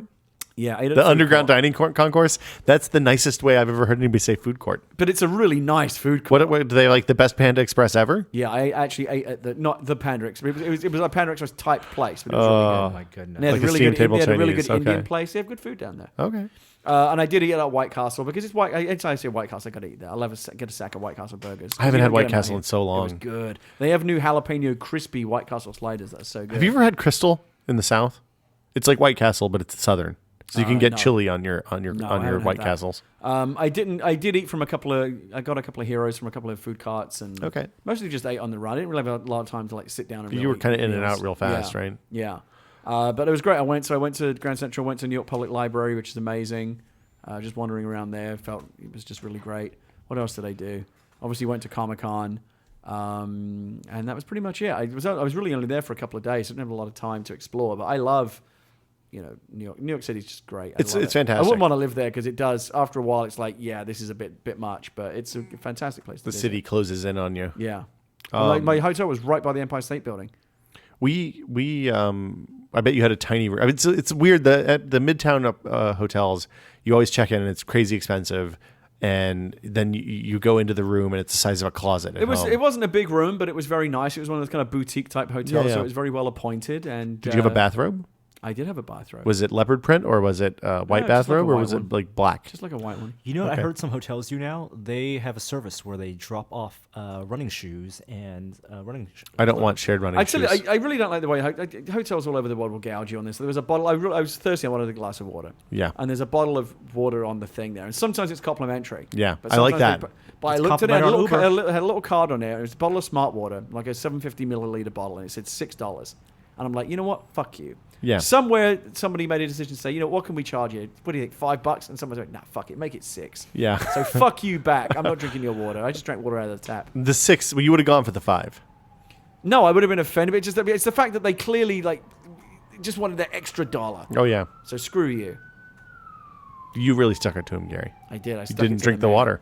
I'm so hungry. We have posted the last of our Maker Faire videos. We still have a bunch of New York video to run, a couple of New York videos to run, I guess.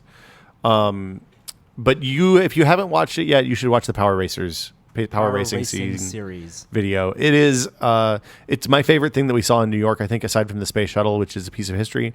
Power Racing series is Gary, do you remember those little electrical cars, the plastic ones that Fisher Price makes that have Power Wheels. Yeah, but they didn't have Power Wheels when we were kids. They were called Power I don't. Wheels. They were I not don't called really Power remember Wheels that, when we if were I'm being kids. honest. Well, maybe you guys were kids. Right. So they're basically little plastic cars with electric motors and kind of shitty little 6-volt batteries that go about 3 miles an hour, and toddlers drive them. Small children drive them. It's age 7 to 12. Okay, You whatever. Toddlers not supposed to drive motorized anything. Put a small kid in there, it's fine. The Power Racing series takes those shells and attaches them to like welded frames and giant electric motors and huge batteries and drive those things at like 30 miles an hour. Right. It's awesome. Oh, that sounds good. You should go watch the video. Okay. Anything All right. else? I think that'll do it for us. We've hit time. I got a time. Thank you guys. issue. Please, we won't be back next Thursday, but come Friday for Octobercast. Octobercast. The next time you see us, it's gonna be 24 hours the mad live. 24-hour Well, you'll session. see Norm and I probably before that. No, I mean, but- I'm talking to the viewers. Next time they they'll see us before then, too. all together. Next time they see it all together. See you guys next week.